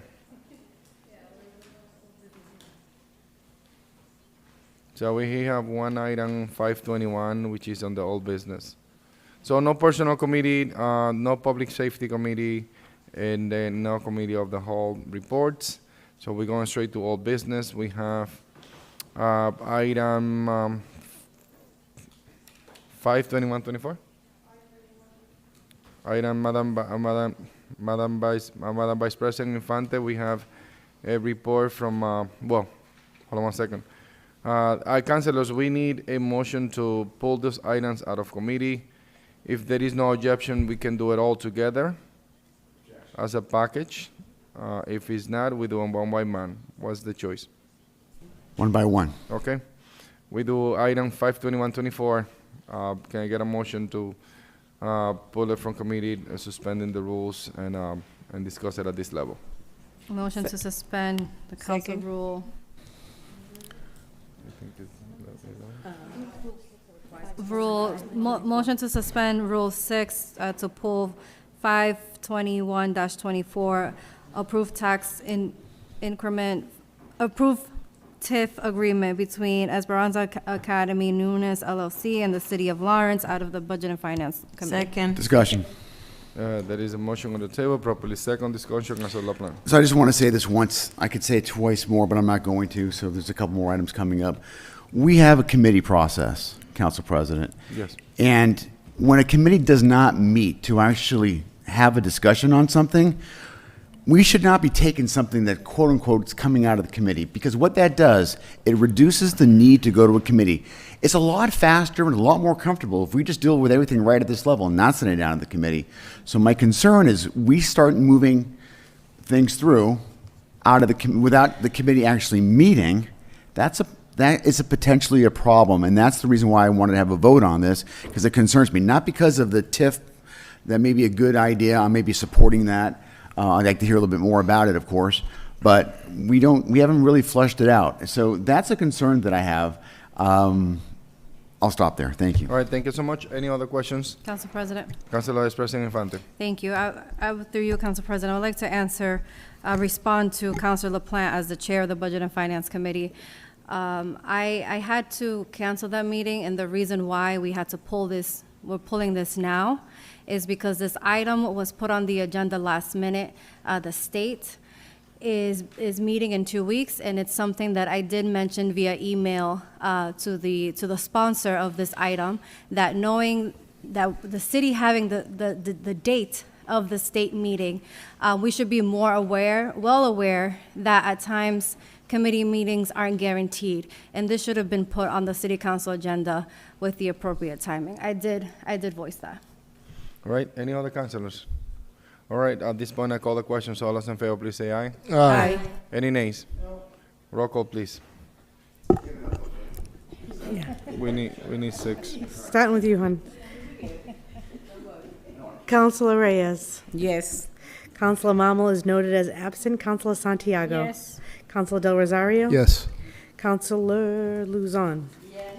Councilor LaPlante. No. Councilor Levy. Yes. Council Vice President Infante. Yes. Council President Rodriguez. Of course, I vote yes. All right, let's entertain this item 55124.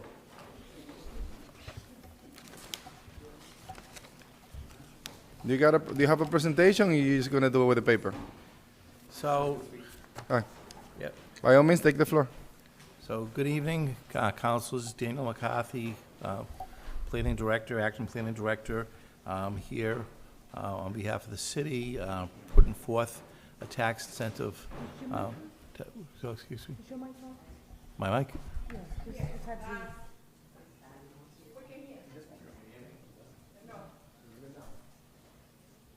Is it green? It lights up.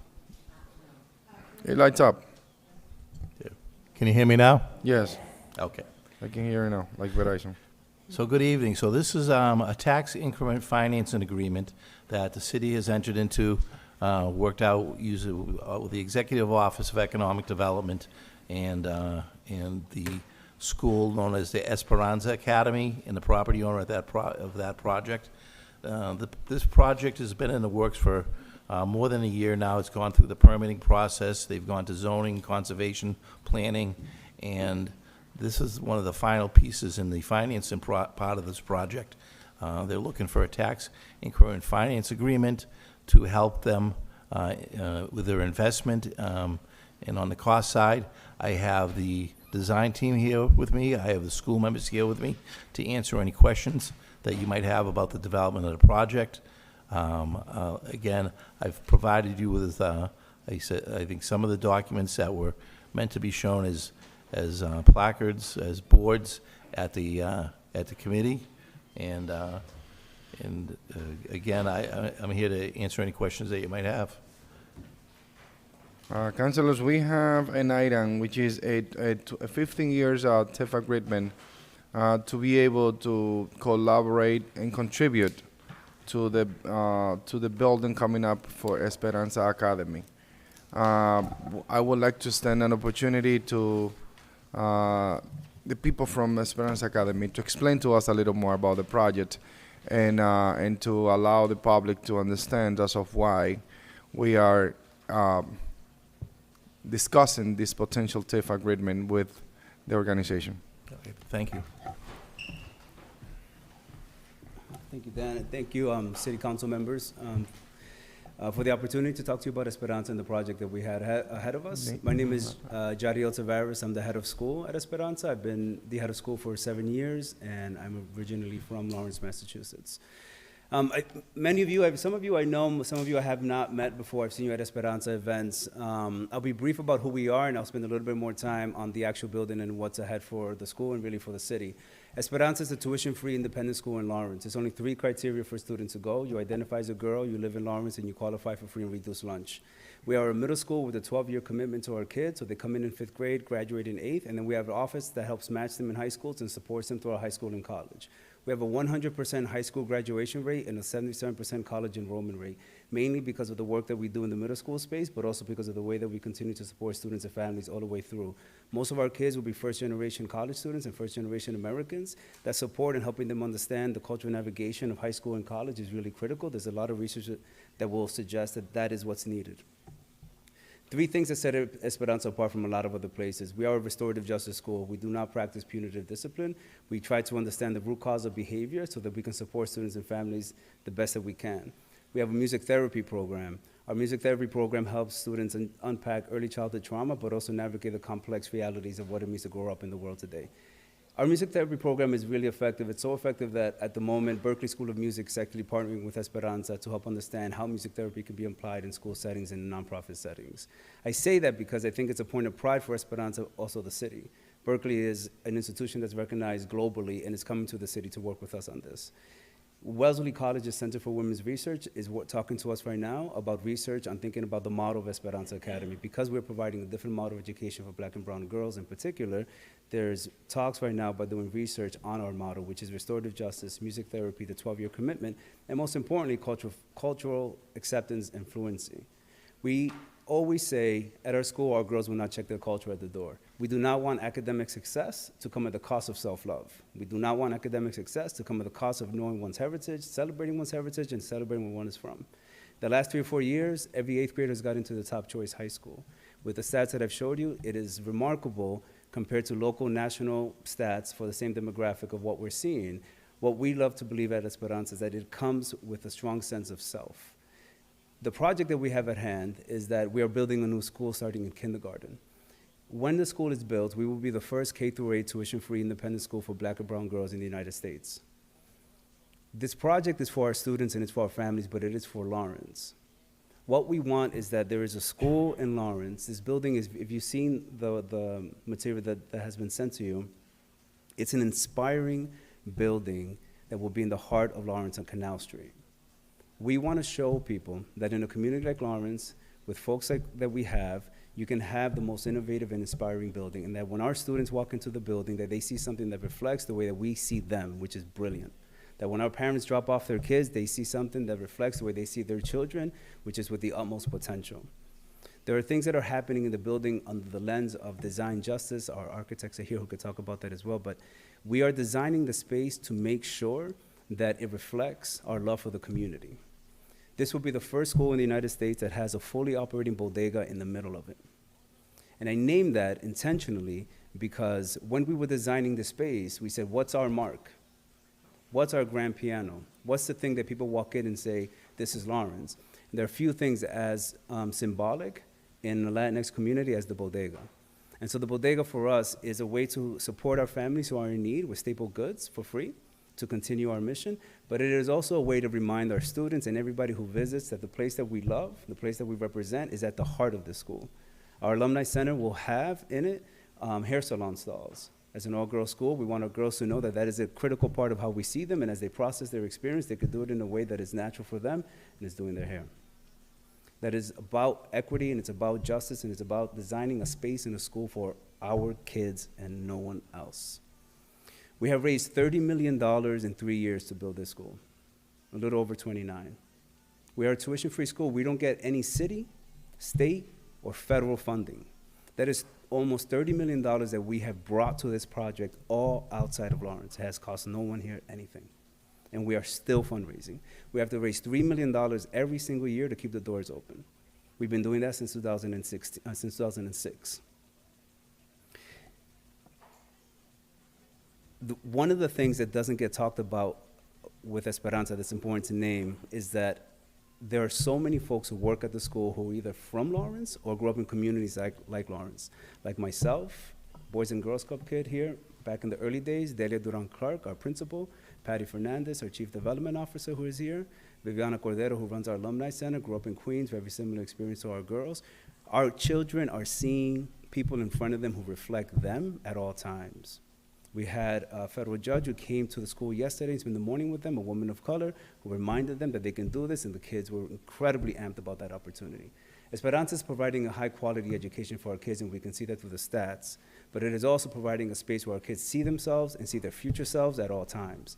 This building will be a marker of what's possible in our communities, and I think that communities all across the country will be able to take a lesson from what it means to invest in our kids in a way with true integrity. And I think that's it. Any questions? Before we open up for questioning, I would like you to speak a little more when it comes to the increase that you're going to have on great, tuitions. On the we have kids. 26 full-time employees at the school right now. We will retain those folks.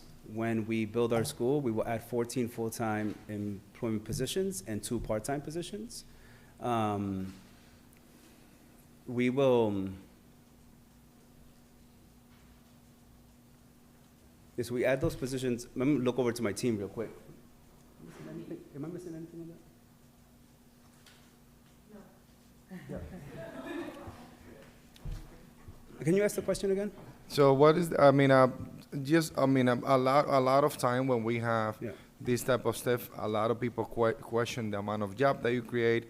In this case, it is more important to talk about the amount of students that you're going to receive more. So we're going to increase from 60 students to 155 students, and from 240 current alumni to about 360 alumni. Okay. And so we're adding, because we're adding a lower school, our student body population is increasing by 155%. We won't increase beyond that because we are a tuition-free school, and because we have to fundraise for every single dollar. It makes it really hard to be a school of 300, 400, 500 kids because that operating budget just becomes unmanageable. So increasing the student population by 2030 by 155%, and increasing the alumni population by 2030 by 55%. And the alumni population, different than most schools, is really important to us because it is part of our mission to make sure that we're supporting them all along the way. So that's the increase in the student body, and adding 14 full-time positions and 2 part-time positions to the faculty and staff will also be a part of it. Councilors, any questions in regard to the TIF? Council President. Councilor Vice President Infante. Thank you. Question about your student population. How do you guys recruit for admissions? Yeah, it's essentially word of mouth. We do a lot of recruitment where we're posting flyers in different places. You know, we've had folks on the radio before, but really our parents talk to other parents, and that's where we see the most traction. So whether it's LCW or Groundwork, we partner with so many of the nonprofits in Lawrence, Elevated Thought, Groundwork, YDO, YMCA, and all of those folks know when we have an open house. We have a huge sign outside the school right now. But what we see is that a lot of folks come through because of word of mouth, because they heard from a past parent, because their neighbor. That's what gets the most traction at the school. Having a marketing background profession myself, I understand word of mouth is the strongest marketing tactic there is. But I wish I would have heard more of community partnerships. Like, we have so many families that go, for example, to the Lawrence Public Library. Like, that would be a great place to advertise or recruit. And maybe now in the future, now that I'm mentioning, who knows? Yeah, no, I appreciate that, Vice President Fonte. I think the challenge is that we're accepting 15 students a year, right, for the 5th grade. And so what happens is that right now, if 50 kids apply, that's 35 families that we're saying no to. So if we get 100 people who apply, that's 85 families that we're saying no to. And I've always said to our board, I don't want to be a school that is defined by who doesn't get in. I don't want to have this and when you call families and they've got into Esperanza, it means the world to them, right? And the opposite is true too. The families that would say, I'm sorry, we didn't get a shot, like, it's heartbreaking. And so making 80 of those calls, I wouldn't want to put me and my team through that. And I think it will be a challenge, right, in the new building. Once you start in kindergarten, the kids are there all the way through 8th grade. But that's just a reality of kind of the game that we're in right now. Thank you, and I appreciate the honesty. I do appreciate that. My last comment is, if you would ever like for me to come in and speak, absolutely. I am proud to say that I am the first person of color to represent my district. And that would be great to share with your students. So we'll connect on that if you guys are interested. We will absolutely welcome it. I got a team back there that is already going to wait for you when we get done here. Absolutely. Thank you for that. Any other councilors? Councilor, I'm sorry, Councilor Plant. Thank you. So I wasn't going to ask this question, but you brought it up a couple times, and the the Vice President just mentioned it as well. So you talked about a school that's really dedicated to black and brown students in the city. So I'm wondering, if you're not black and brown, but you want to go to school there, are you automatically not going to be accepted into the school? That's not right, no. Okay, so please clarify that. Sure. So it's 100% of students are black and brown now, but it's a lottery-based program. That's what it is. At any point, it can change. So anybody who resides in Lawrence, I said when I started, the 3 criteria are: identify as a girl, live in Lawrence, and qualify for free and reduced lunch. So that is just, that's the criteria, and at any point, it can change based on who the population is that's applying. I appreciate the explanation. Now back to really what we're talking about here is numbers, right? The TIF. So I looked at the numbers here, and maybe it's not you, but maybe someone else, but obviously I understand what a TIF is. You're the first time that I can remember having a school come for a TIF. Usually they're businesses, and they're coming in with the mill, and they're looking for tax incentives, and they're looking to purchase equipment, for example, and that's what they're looking to get the TIFs on, so they can get a reduction. The city's not losing any money. In this particular case, because it's education-based, what is it that you're looking for the relief from to not pay for the first, was it 20 years? 15 years, thank you, 15 years. And maybe that's a question for someone else, but maybe it's a question for you, so through you. Yeah, no, I think the challenge is that as a 501c3 status, that we would usually get tax exemption. Because the land is privately owned, we don't get that. As a tuition-free school, I've just said the numbers to everybody, it would be around over $400,000 a year that we have to pay for property tax if we didn't get the TIF. And that's over $400,000 that are not going into the girls that we're educating in Lawrence. So this is really different, and I'm so sorry. So someone's gonna have to educate me just a little bit more on this. So you're required, as I understand it, with the TIF, and if there's someone from the assessor's office or Mr. McCarthy, maybe you're comfortable talking about it. My understanding is that there's a base that you're gonna continue to pay every year. Now, first of all, you're a nonprofit. Yep. Yeah, but you're gonna pay property tax, but as I understand it, there are different rates. So if you're a nonprofit, you pay at a reduced rate as opposed for a for-profit company, which is a higher rate. So you're paying at a reduced rate. So you're paying property tax. And then you're also going to be, and this is where I'm confused, I guess, where I need some clarification. Are you adding more things into your school building that is what you're going to be looking for the reductions in taxes on, or for the TIF on? How does the TIF working? So, and Dan, you want to speak on this? Okay. Through you, Mr. President, I'm more cognizant of the manufacturing model than I am the education. So this is why I'm going to need some help on this. So the building property is still going to be owned by the current owner, and they're going to be leasing the property. So there will be taxes paid on it. There's a base tax paid on the value of this property. So the city's not going to lose a dime in current taxes. the improvements that are going to be placed on this, rather than going into some taxes, they're going to use that money to increase the improvements to the school and go into the general fund to make the school a gem, I think, architecturally, and provide the modern amenities that these young ladies really need.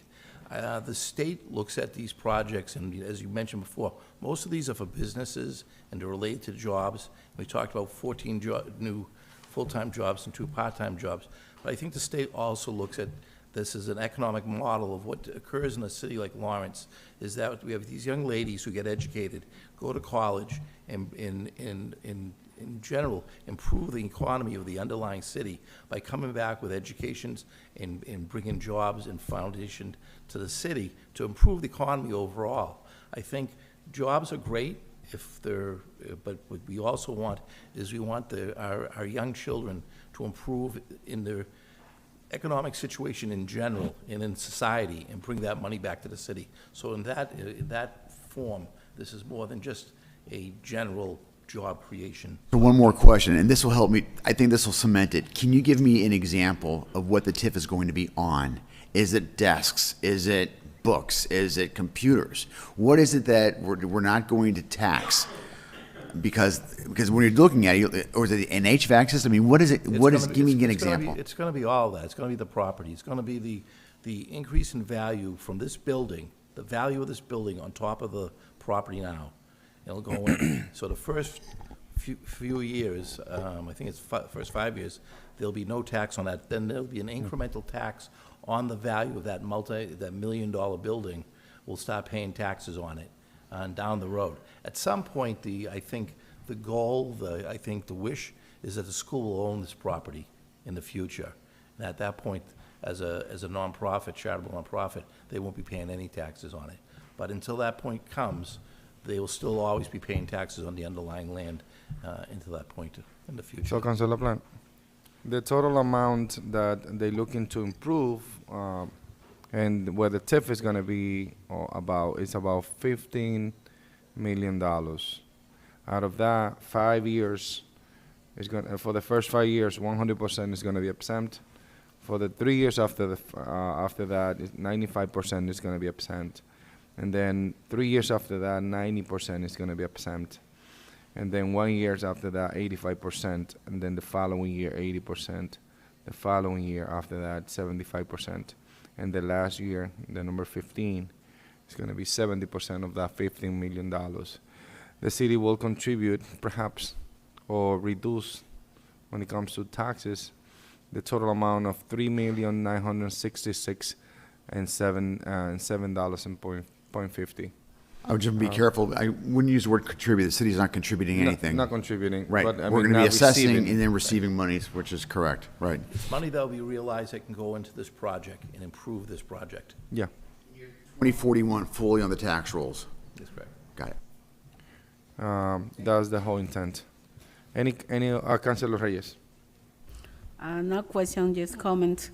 I want to say thank you to the whole team, to Esperanza Academy, and be a part of the Esperanza a couple years ago.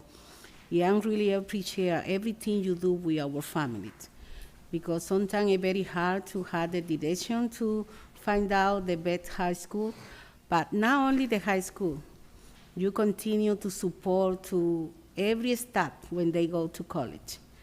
And after college, you continue to send email asking what happened, what is now, what you doing. So I really appreciate as a mom to be a part of Esperanza Academy a couple of years ago, because my little one now is in college, and you continue to follow. So I want to say thank you, because our community needs our organization to support what we need, what they need, what is the next step, what we can do to find out the more better opportunity for our children. So thank you so much. All right, any other councilors? Council President. Councilor Levy? Thank you. No, Mr. McCarthy, I would like to ask to the president of the school. So right now, that the school is only for girls. Yeah. Are you thinking in the future to be mixed? No? No, it'll always be an all-girls school. Okay. No, that is okay. So I just just a grow. question, yeah. It's part of the mission of the school and like part of how the school is created. And it's like a fundamental principle of the school, and so we'll always honor that. No, I just grow in a school that was only for girls, but for the last couple of years now, after a couple of years, it's now mixed. That's what I say. I understand. say. Yeah, at the moment, that's what we're going to do. I think if there's a time in which the school is gonna, the Board of Trustees and the leadership team will look at what does our admissions policy look like and how does it need to respond to changing definitions, then we're going to do that. But I think that's coming with like a little bit more of like strategic conversations around the direction of the school. But as we know now, it's an all-girls school. But this is great. So I'm so glad to hear that for now it's going to be just only for the girl. And thank you for the words, so all of you, for the work that you guys are doing and being there. And also, I just went to one of the graduation, and I spent a very good time. Thank you so much. Thank you. All right, Councilor Luzon. Well, the only thing, thank you, Council President. Yes, keep it for women. I'm a feminist, and I approve that. The only thing that I You approve this message. Yes, Council President, through you. So we are blessed to have Esperanza Academy in District B. I'm familiar with the work that they do. They have an amazing team. And thank you on behalf of the Lawrence community. Thank you for all that you do. It's amazing. If you have the opportunity to go to the school and speak to the students, you're going to learn so much from them. And it's going to enrich your life. And you want to go back again and speak the next year. So please add Councilor Infante to your list for next year, because it's a blessing. But thank you so much for doing that. And just remember, for the people that are watching, we don't help Esperanza Academy. They don't receive anything from us besides thank you and thank you. So this is an opportunity to help a great institution that is doing an amazing job in District B, but also in the city of Florence. And I encourage my colleagues to support this. The only thing that I don't like, Mr. Jadi, I was going to call you Mr., but I'm not there yet, is that they're going to move to another part of the city. Yeah, they're going to move to Canal Street. They're moving from District B. That's your district? Yeah, that's your district? No, that's you. Okay, that should, yeah, okay. So that's the only thing that I don't. Does district D. D. I hope it's not, they're not moving to your district. Thank you. Through you, Council President, that's the only thing that I really don't like, but you have to lose. Sometimes you have to lose. But thank you so much for doing what you do. Thank you for, and also, before I finish, most of the students that graduate from college, they come back. Some of them are doing great things, creating organizations, looking for the loop, and doing something to give back to the city of Florence. So that's a plus. And I encourage my colleagues to vote in favor of Esperanza Academy. This is an opportunity for us to do something for a great organization. And yes, Councilor LaPlante, you're welcome to join us in voting yes. Any other councilors? All right. I thank you, Yadi, for coming and providing us, provide the public with such a great information. When it comes to tips, tax incentive to business, we always look for particular things. I remember that we approved a tip for 5 years, that we were looking for people that were not as higher educated, so they can provide jobs for people from Lawrence. And now we're looking for an organization that is going to provide that education so we can provide eventually down the road, if we provide other TIF, that's going to be for people that are highly educated and you are providing that education. So thank you. Thank you so much. Yeah, and thank you for the opportunity. And we'll always remember that the most important years we were in District B. Council President, I just want to remind Rule 4, Council President, about offering opinions from the chair. We want to get out of here tonight, Those are facts. Thank you. Actually. Because those are votes that we took in the past. Those are not my opinion. Those are facts, and I am entitled to it. All right? At this point, I'll call the questions. All those in favor, please say aye. Aye. Motion There to is- approve. Wait a minute. What was the Second. motion? It came out of committee, it was pulled from committee, so the motion that was made. Oh, that was a motion to pull it for committee, yeah. I'll call the motion to questions approve. at this time. All those in favor, please say aye to pull it from committee. We didn't make a motion to approve. So All right, I will entertain a motion to approve. Motion to approve. Second. There is a motion to approve, properly second, discussion, there is none. I'll call the questions, all those in favor, please say aye. Aye. Any nays? The ayes have it, congratulations.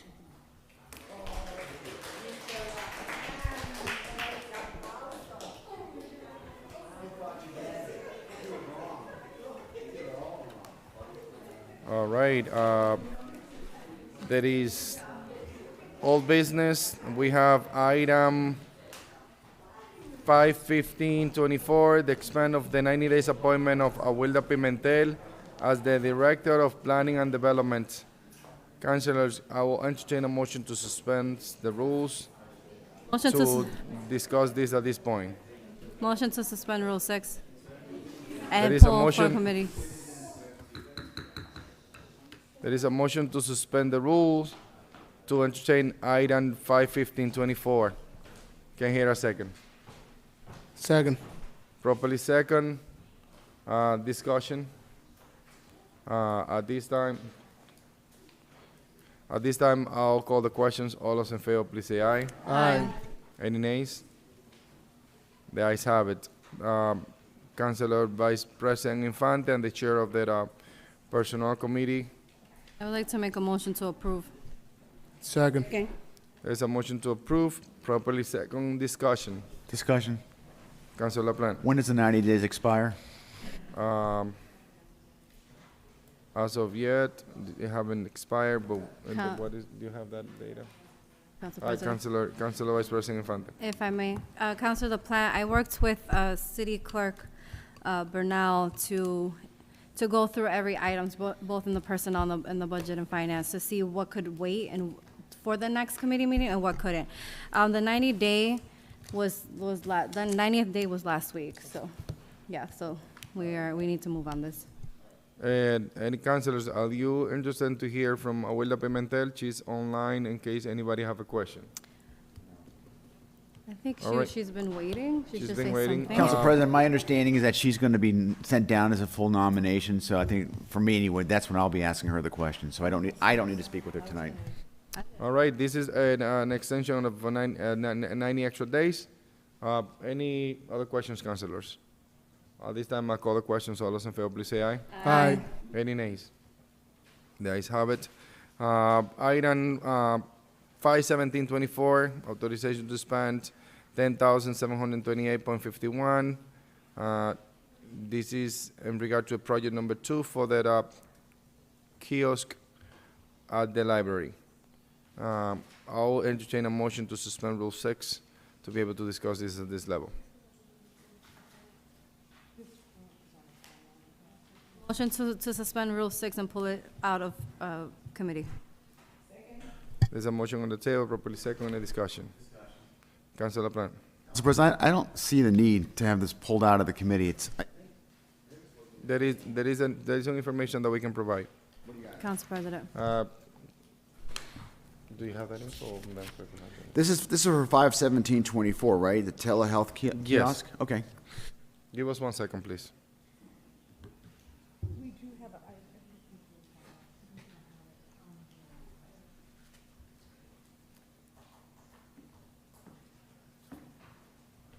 They send an email. Yeah, go ahead. The Council Madam Clerk? President, The council president shared Councilor LaPlante's concern at the time that this was declared an emergency. We did reach out to the library and ask them if this could wait, and they did say no, that the grant had some timelines on it, that they really believed that this needed to be voted on at this time. So, and maybe I didn't, but I thought I printed that email. I apologize, I don't have that email printed in your packages, but I do have an email from the library that says that due to grant financial, fiscal timeframes for the grant, that this grant did require a vote tonight. Did they, through you, Council President, did they provide a date as to when the deadline is? This is not the first time we've heard something like this, and what we come to find out is that, yeah, there's a deadline, but it's a month away. So we're coming up to it. We went over that, and then we definitely extend that opportunity for them to explain, and it was a need for it. And that's why we decided to bring just those two items that were on an emergency matter when it comes to that. Okay, so we don't have a date, so we're just gonna, because they say there's a need, we're gonna vote for this tonight, but there's no date, unless you found a date, which would be helpful. There was 1 second. Clerk. I just read you, regarding the PCD grant, there is a specific deadline for the expending of the funds, which is why it was placed on the November 7th agenda. Meeting the deadline is critical to ensuring the grant's successful execution and compliance with its terms. They did not give us a timeline. They just said it was, meeting the deadline was critical to ensuring the grant's successful execution and compliance with its terms. So it didn't give us a. All right. Any other questions? Any other questions in regard to this item? This time I'll call the questions to suspend the rules and be able to discuss it at this level. All those in favor, please say aye. No. Any nays? No. No. Roll call, please. Councilor Reyes? Yes. Councilor Mammel is noted as absent. Councilor Santiago? No. Councilor Del Rosario? Yes. Councilor LaPlante. Councilor Luzon, I apologize. Yes, ma'am. No. Councilor LaPlante? Yes. Councilor Levy? Yes. Council Vice President Infante? Yes. Council President Rodriguez? I vote yes. What's the count? Jen? 6. 6, you're all set. 6-2. 1 absent. Motion carries. Councilors, what's the motion? Motion to approve. There's a motion to approve. Properly Discussion. second discussion. Councilor Luzon. I don't have information, maybe I'm missing the information on my packet. Why we don't have no one from the library here to explain this item, Council President? They send information on the package that is there, and it's also an email in regard to those two items. The librarian director was here earlier this morning. And the director of the library, she was here today. She had to leave due to a personal situation. Council President, thank you for the clarification, but still,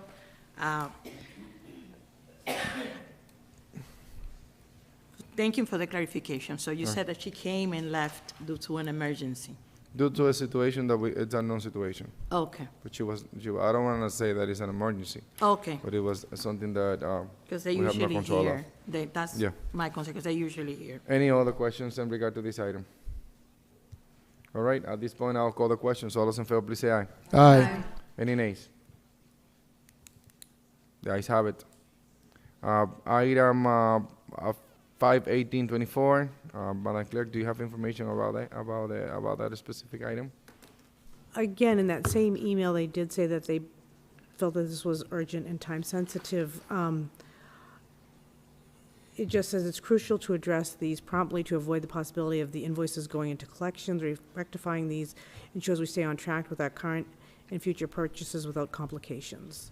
So, this is in regard to an Amazon and W. Mason account. This could be This could be the account for the library could be locked up if we don't act upon it. Councilors, I entertain any type of motion, and in regard to item 51824. The first item, first motion should be if we want to discuss it at this level to suspend rules. Number 6, to be able to discuss it at this level. What is the desires of the council? Motion to suspend Rule 6 and pull out of committee.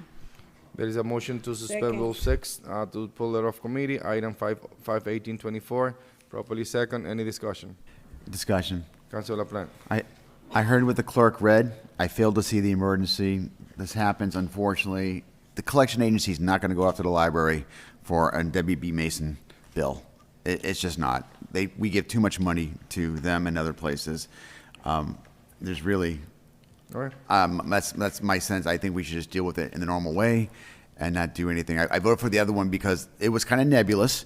I wasn't really sure, but I give the benefit of the doubt that it was coming up soon. But this one, I'm not as convinced that this No needs problem, to be done. councilors. Thank With you. point well taken. Any other councilors?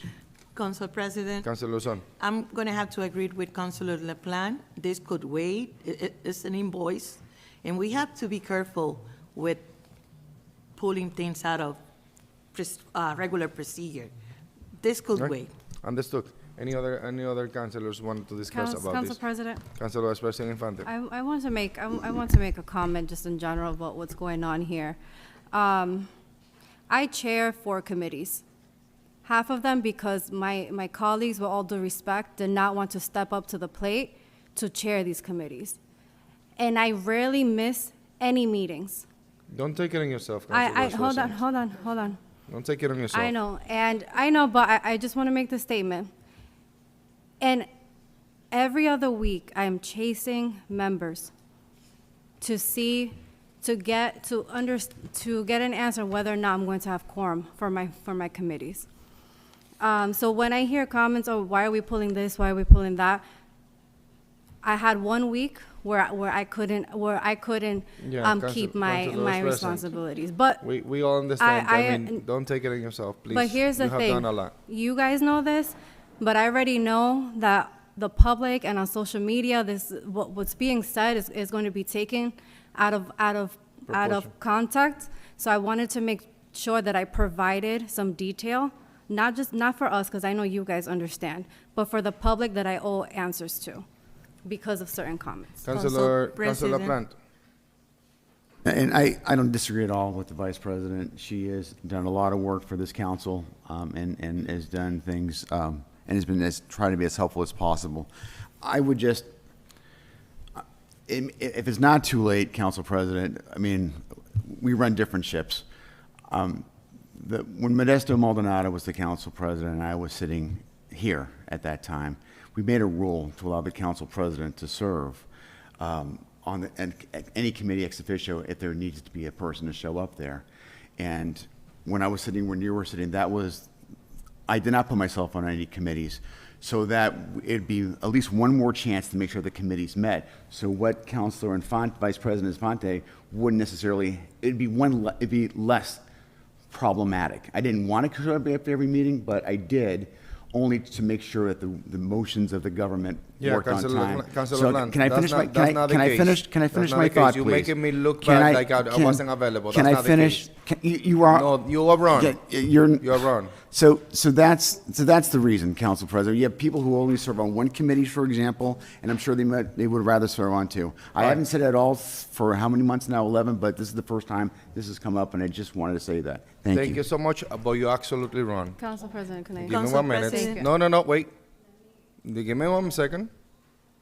Give me 1 second, guys. The case on this situation, the meeting was canceled for any particular reason, and at any particular moment, meeting has been canceled and nobody have questioned it. The question here, it was not whether or not there was a quorum issue. That was not the question. Me and Councilor Vice President Infante, we always communicate when it comes to any type of meetings. And this was not about quorum. So you saying that make people believe that I wasn't available either. This is not about availability, Councilor Plant. And you always come up with these little things like that to make people look bad. Look at yourself first. Don't do that. That's wrong. That's unprofessional and unethical. You don't know the intakes as of what happened. Everybody have missed meetings. And at this time, I'll call the motion. If council decide to vote on this or not, that's on the council. All those in favor say yes or say no. Aye. Aye. Roll call, please. Councilor Levy. Yes. Councilor LaPlante. No. Councilor Luzon. No. Councilor Del Rosario. Yes. Councilor Santiago. No. Councilor Marmol is noted as absent. Councilor Reyes. Yes. Councilor Infante. Council Vice President Infante. Yes. Council President Rodriguez. I vote yes. Motion carries.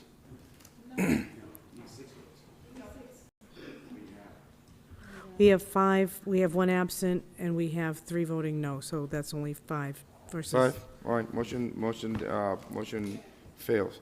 We're going to table matters. Any councilors who would like to take any table matters out of the agenda? Dan McCarthy. Document, I was doing this earlier, document 42924, this is the new ordinance in compliance with the MGL 40A, otherwise known as the MBTA Communities Act. I'd like to take that out of table matters. The last item, councilors, there is a motion to remove this item from the table matters.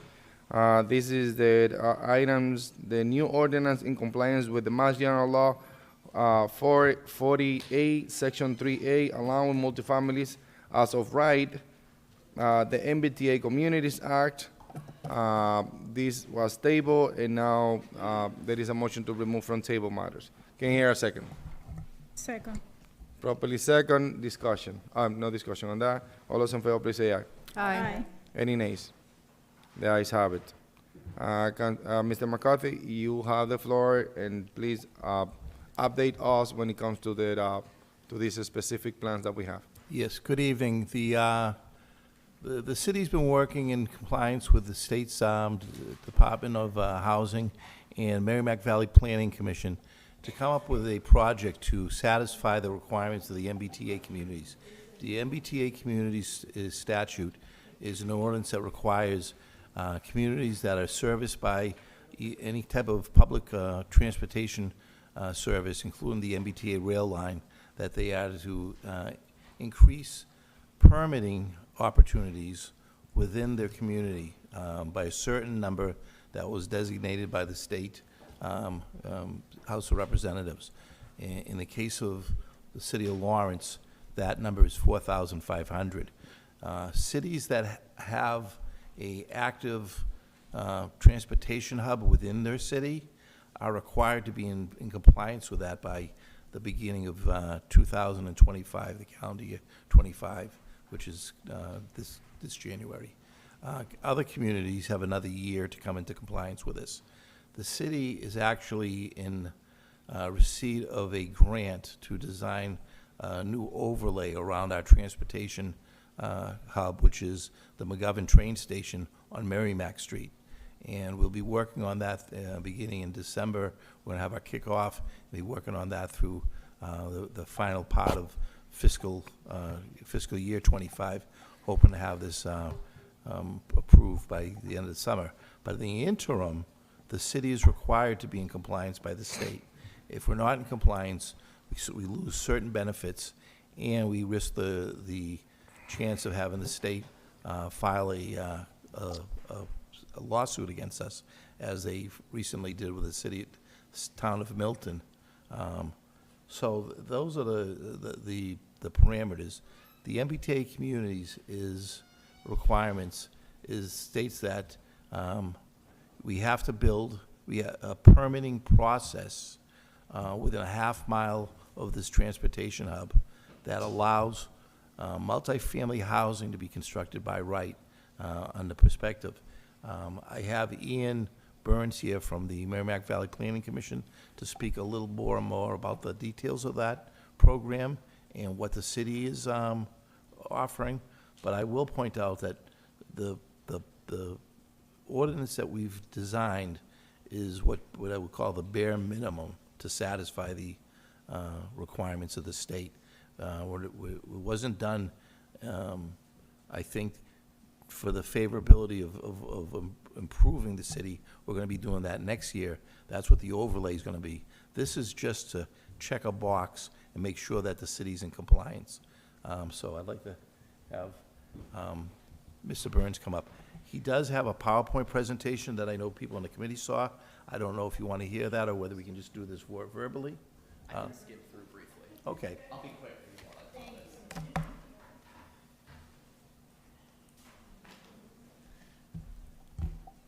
Thank you all. So my name is Ian Burns with the Merrimack Valley Planning Commission. For those that aren't familiar with our agency, we are a public agency that supports the 15 cities and towns of the Merrimack Valley region. So everywhere from here in Lawrence to Newburyport and the coast, we're helping all of those cities and towns with compliance with this new state law. So I'm here today to talk a little bit about what it is and how you're in compliance. The committees that this ordinance went through have already seen this presentation, so I've abbreviated it here tonight just to give an overview for counselors that may be less familiar. Save the best for last on the agenda, right? Here we are, and we'll try and get through it because I know that it is late. Can you all see the slides yet, or? No. Okay. You have I to should be, it have to be plugged in, but- projected here. Can you project it here? I am plugged into the cord here. I don't know if I need to do anything on another end here.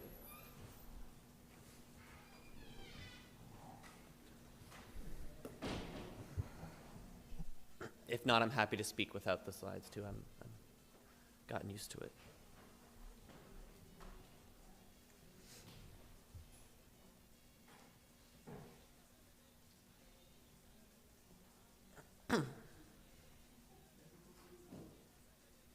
It is, yeah.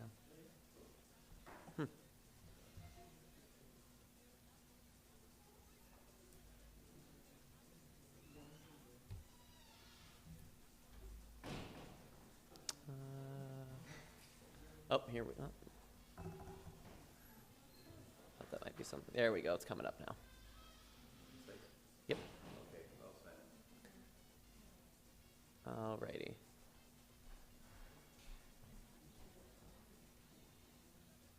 So you all can see the slides now? All good? All right.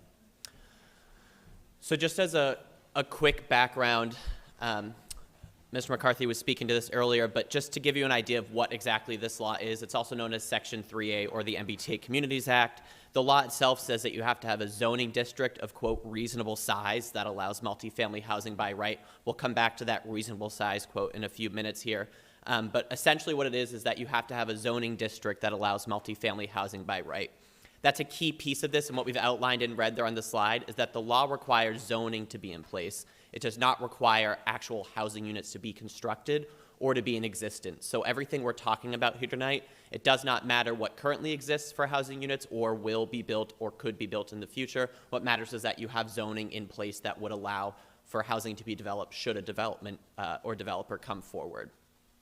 Communities that do not comply with this act face potential litigation from the Attorney General and also lose access to certain state grant programs, many of those grant programs that the city has accessed in past years and would lose access to going forward. Lawrence's deadline, as was mentioned earlier, is December 31st of this year. So once again, why does Lawrence need to act? Right now, there is no compliant zoning district in the city, so you have to either create a new zoning district or amend your current zoning ordinance in order to comply with the law. So what we are doing here today is proposing a new zoning district that would be in compliance with the law since the city does not currently have one. As part of the law, you have to have at least 40% of your zoning district within a half-mile radius of the commuter rail station. So this map, I know it's a little small on the screen, but that orange circle is a half-mile radius around your commuter rail station. So you can see the river right through the middle of the picture, South Lawrence on the bottom half and North Lawrence on the top. So that radius at the McGovern station is where we have to concentrate the majority of the zoning district in order to be in compliance with the law. As I mentioned earlier, the state law says that you have to have a zoning district of reasonable size. That reasonable size criteria is then defined by the State Office of Housing and Livable Communities, and they promulgated regulations to define what reasonable size is. In Lawrence's case, we have to prove mathematically that the zoning district, given the dimensional standards and the parameters of the zoning district, could theoretically accommodate up to 4,500 units. And what's really important there is that we're not saying that 4,500 units are automatically going to be built there tomorrow. It's saying that if there was a clean slate on the property and a developer came forward, given the height restrictions and the setback requirements, if they were to max out the site, is it feasible to put that many given the zoning? We do not mean that 4,500 units will be built on the site. You have to have a minimum acreage of 39 acres here in Lawrence, and you also have to show that there's the potential for a density of 15 units per acre. In Lawrence, that's not abnormal to have a density of that high of housing units. I mentioned there's grants at risk with noncompliance. This is the full list. Happy to answer questions on this if there are questions, but what I want to highlight is over the past few years, Lawrence has received over $5 million in these grant funds, and so this is what you potentially lose access to should you not have a zoning district in compliance by the end of this year. As Mr. McCarthy was mentioning earlier, the approach here in Lawrence, the city is going to be undertaking a project, a larger project, to look at a transit-oriented development zoning district in the area of the commuter rail station over the next year. However, that would be too late to comply with this act. So in the meantime, we're trying to pass a zoning district in a smaller area of the city in order to get you to compliance and check that box. What could happen after the next year when the city does the larger district, you could essentially replace the smaller one we're voting on here tonight with this larger area they're discussing, but we need something in effect by December 31st to keep you in compliance. That district is outlined in green here and is the district that you're voting on tonight. That green area is primarily the Riverwalk area. That's Merrimack Street and all the way over to the Duck Bridge and New Balance on the left side of that image, and 495 is all the way on the right. So this is primarily the Riverwalk district plus New Balance. The reason this was chosen after discussions with the planning department and as we went to the committees here at the council was because there's already significant development at this site, so the potential for there actually to be additional units put there is probably slim. You see New Balance as a part of the zoning. Nothing has to change on the New Balance site. It's just adding an additional option. If New Balance didn't exist there tomorrow, you could build housing there, but we're not saying that new housing has to be there instead. So this is an additional use because it's an overlay district to allow multifamily housing so that the city can comply with the law. The dimensional standards for the actual district, we looked pretty closely at what the current build out is in that area of the city right now and what past zoning districts have had for dimensional standards in the city. So the maximum building height is 6 stories or 75 feet. You can't build anything higher than 6 stories or 75 feet. Maximum lot coverage is 80%. You must have a minimum open space of 20%. There's a ponds and rivers setback, which is pretty standard throughout the city, of 25 feet. And the parking, we have to require a minimum of 1 space per unit. Developers can build more parking than that, but that's the base minimum that's required of them in that area. I'm going to stop there. Happy to answer questions of the councilors. I know it's a confusing topic and happy to break it down before you vote if I can answer any of that. Thank you. Councilors, any questions in regard to this? Before we continue, it is important to recognize the motions that we have. We have an underlying motion, which is motion to approve. And right after that, we got a motion to table. At that point, we table it. Now we remove it from table. So the underlying motion is in place, which is a motion to approve. That motion was by Councilor LaPlante, and it was seconded by Councilor Rosario. Point of parliamentary, I just want to let the committee, the members know that was the vote of the ordinance committee, not necessarily my vote. No, I'm talking about the motion, the underlying motion. The underlying motion was done by you, the chair of the committee, and that Councilor Rosario was the second. Any questions in regard to the presentation, councilors? Any questions in regard to the MBTA communities, councilors? Any questions in regard to the map? Councilor LaPlante. All right, before we move the questions,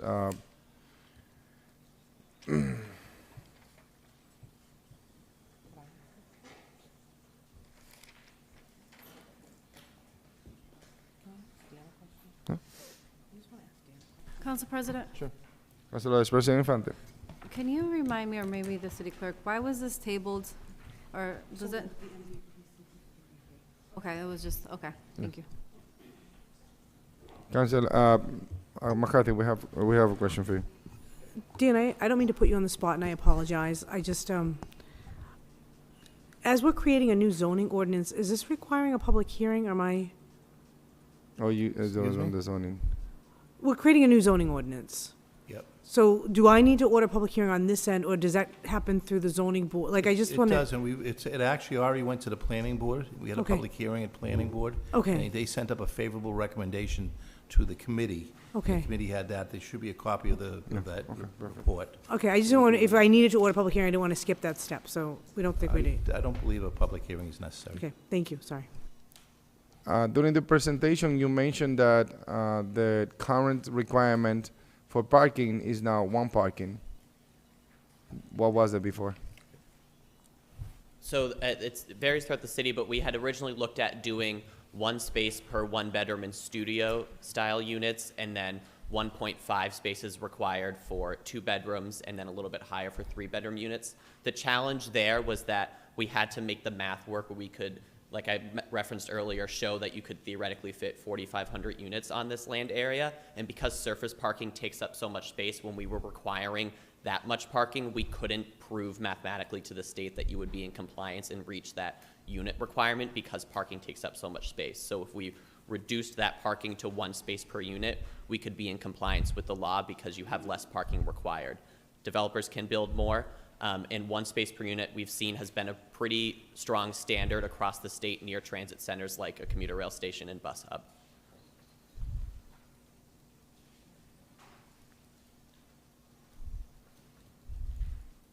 Councilors?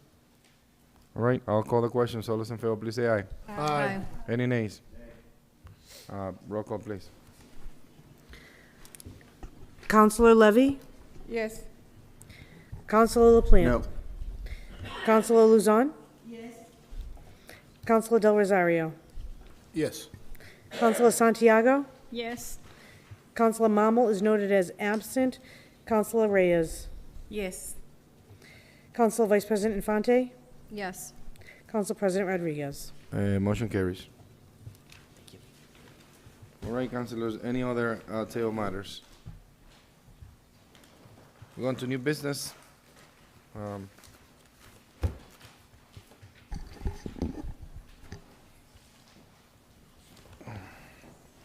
Item 54124, item 54124, expand the 90 days appointment for Aidan Santana, Deputy DPW Director. This is going to the Personnel Committee. Item 54224, expand the 90 days appointment for Rosana del Rosario, the Deputy DPW Director. This is going to the Personnel Committee. Sure. Those 2 items, the 90, you had asked previously when the 90 days expired. Those 90 days are going to expire before your next meeting. Just want to make sure you're aware of that. You are. I'm sorry. The 90 days on both of those items is going to expire before your next meeting. So you can give an implied extension by sending them to committee, or you could vote them tonight. You have already reviewed both of those candidates, and both of those candidates, you've already extended it. Do you know what I mean? There was actually, because they were going to make those appointments permanent, they hadn't put it on the agenda. They had put it on the agenda. Attorney Hooton believed they were going to make the appointments permanent, so it didn't need to be on the agenda. But with the status of the current personnel director, rather than make them permanent, they wanted to just keep them with an additional 90-day extension.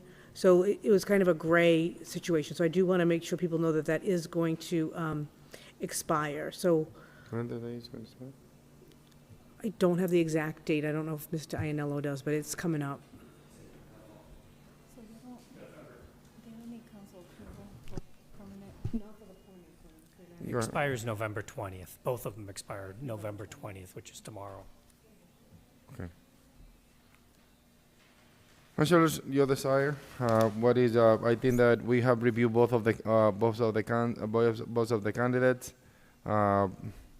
Nothing have changed. The process when it comes to, the service that they provide haven't changed. The duties haven't changed. All right, no problem. It's just a matter of just extending the time in office. Any objection to that? All right, at this point, councilors, we need to suspend the rules to be able to discuss this item and not be able to send it to committee. Make a motion to suspend Rule 6 for item 541-24, extend 90-day appointment for Ida Santana, Deputy DPW Director. Second. There is a motion on the table, properly second. Any discussion on the suspension of the rule? At this point, I'll call the questions. All those in favor, please say aye. Aye. Any nays? The ayes have it. Item 541-24, councilors, what's the Motion to approve. There is a motion to approve. Second. Properly second discussion. Councilor LaPlante. We have to declare this an emergency if we're going to approve it the same night. It's on your agenda, so you don't have to, you're suspending your rules, not sending it to committee. Yeah, because it was posted for 48 hours. Yeah, I mean, we met the open meeting law requirement, so it's not, doesn't have to be an emergency. We're When we suspending declare the an rules. emergency, it's because we need to add it to the agenda, because it didn't comply with the 48 hours. But at this point, these items comply with the 40 hours requirement. Yes. Yeah. That's on the next item. Councilor Levy?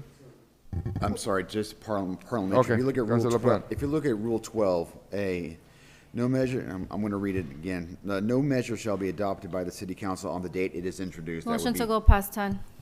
Motion to go past 10. There's a motion on the table, properly second. Discussion. All those in favor, please say aye. Aye. Any nays? The ayes have it. So Go ahead. continuing on to Rule 12, paragraph A, no measure shall be adopted by the city council on the date that is introduced, that's tonight, except in the case of a special emergency involving the peace, health, welfare, or convenience of the public or the property. Except as otherwise provided by the charter, every measure approved by the council shall be effective on the expiration of 30th day, et cetera. But the first portion is that, because we're adopting it tonight, right? That's what we're trying to do? To do tonight, it was on the agenda for 48 for more than 48 hours. But, I mean, you can't do it. We're not going to call a meeting when the mayor sends something down that day and expect all of us to show up in 2 hours. Yeah, and that's when we declare as an emergency. So this is a, this I is the, amend my motion to declare this as an There we go. emergency and to suspend Rule 6 to send this to committee. All right, for that, we're suspending the rule and declare this an emergency. I don't believe it's needed, but I mean, this just for the sake of the discussion. All those in favor, please say aye. Aye. Any nays? The ayes have it. Item 141-24. Motion to approve. Motion to approve. Second. Properly second discussion on the item. I hear none. All those in favor, please say aye. Aye. Any nays? Motion carries. Item 542-24, extension of the 90 days appointment of Rosana del Rosario, Deputy Director of the DPW. Motion Can I get a to, motion to suspend Rule 6 and declare this an emergency? motion to suspend Rule 6 and declare as an emergency. Second. Second, any questions on this? Question. Councilor Luzon? Just a quick question, Council President. Why do they wait until the 19th to bring all this? So they sent it before? They did, yeah. Oh. Madam Clerk, please clarify. They actually sent this on, I'm going to say the wrong day. They sent this on October 31st, so that was substantial time ago. But what happened was I had gotten a conversation with the attorney who told me to take it off the agenda because they're going to be made permanent appointments. So I did that. But then they were told, no, they're not doing that because of the situation with the personnel director. They're going to wait to make any major appointments like that till that situation is resolved. So to please do the 90-day extension. So this was actually filed quite timely by the department. It is not the department's fault that this is in the situation that it's in. That's Thank why- you, Madam. Thank you Clerk, for the explanation. clarification, Madam Clerk, for the records. This is a motion to declare an emergency, suspend Rule 6. Any questions on this? I hear none, so at this point I call the questions. All those in favor, please say aye. Aye. Any nay? Motion carries. Motion to Councilors, Second. entertain a motion to approve item 542-24. It's been made by Councilor President Infante, seconded by Councilor Reyes. Any discussions on the appointment? It is important to recognize that Councilor del Rosario have recused himself from this item due to a potential conflict of interest. Any questions in regard to the appointments? I hear no discussions. All those in favor, please say aye. Aye. Any nays? Motion carries. Going back to new business.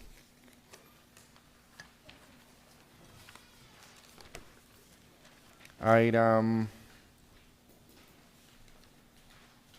54324, Personnel Director Hirings Update. This is going to the Personnel Committee. Item 54424, authorization to pay prior year's invoice of $1,231.43. Council President, This is going to Budget and Finance Committee.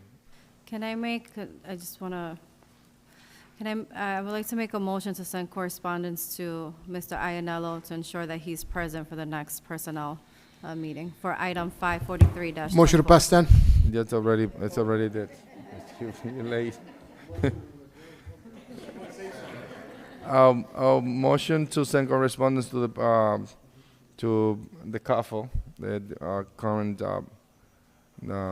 personnel director as well, for him to be here next meeting. Can I get there is a motion on the table. Can you hear a second?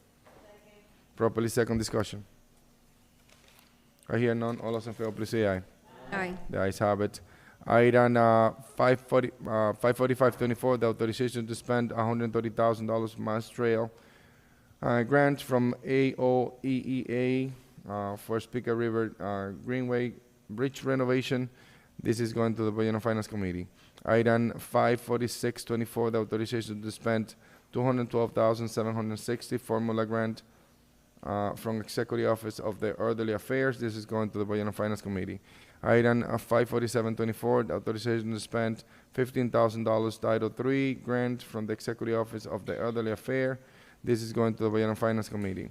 Item 54824, authorization to pay prior year's invoice for the amount of $15,218.88 Capital Waste Services. This is going to the Budget and Finance Committee. And $150 to Rumbo News. This is going to the Budget and Finance Committee. Item 54924, authorization to spend $1,208,942.43 Mass Municipal Public Safety Staffing. This is going to the Budget and Finance Committee. Item 55024, renewal of all gold dealer license, Brother Jewelries. This is going to the Ordinance Committee. Item 55124, proposed anti-camping ordinance prohibition unauthorized camping in public space. This is going to the Ordinance Committee. Item 55124, removal of the handicap parking of 3335 M Street. This is going to the Ordinance Committee. Item 55324, one-way Beacon Ave from Beacon Street to Andover Street, west and northwest direction. This is going to the Ordinance Committee. Item 55424, four-way stop sign intersection of Green Street and Madison Street. This is going to the Ordinance Committee. Item 55524, stop sign at the intersection of Carver Street and Merrimack Street. This is going to the Ordinance Committee. Item 55624, four-way stop sign at the intersection of Mount Vernon Street and Mount Vernon Circle and Speaker Drive. This is going to Sparkle Drive. This is going to the Ordinance Committee. Item 55724, stop sign at the intersection of Amherst Street and Andover Street. This is going to the Ordinance Committee. Item 55824, proposed ordinance to regulate commercial parking in residential areas.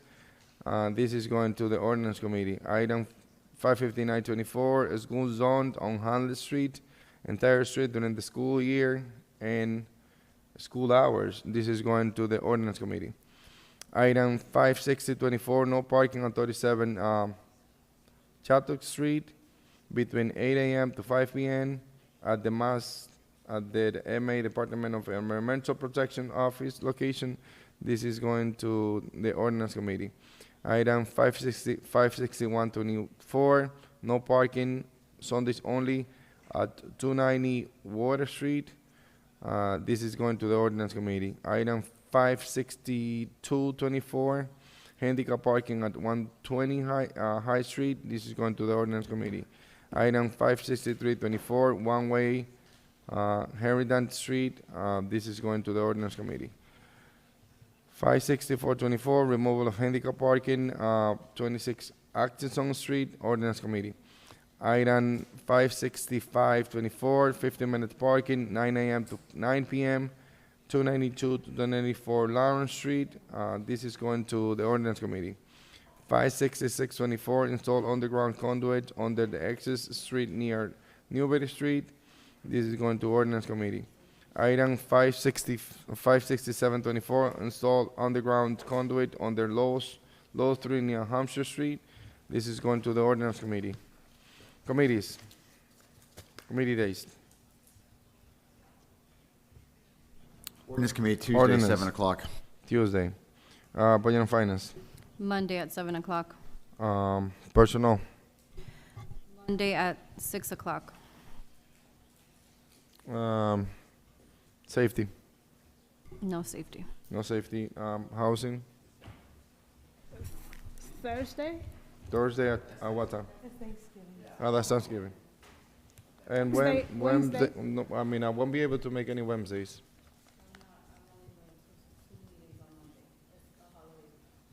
So no meeting on, I mean, I'm not gonna be able to make any Wednesdays. Tuesday, we have Tuesday and Monday. Tuesday at 6. Tuesday at 6, okay. Is there anything new on the housing? The only thing that's on the housing agenda is the, It's the previous item, yeah. Is the ADU. We're waiting for the planning department to give its opinion, and that won't be until December 4th or something like that. So it's gonna be tabled, so I don't know why we want to meet anyway. Well, if the ordinance, I mean, if the housing committee have an opinion, it will be all together with the next for the next meeting. So, yeah, they have an item. Economic development, there is no items on that. What other committee we're missing? We good? All right, if anything.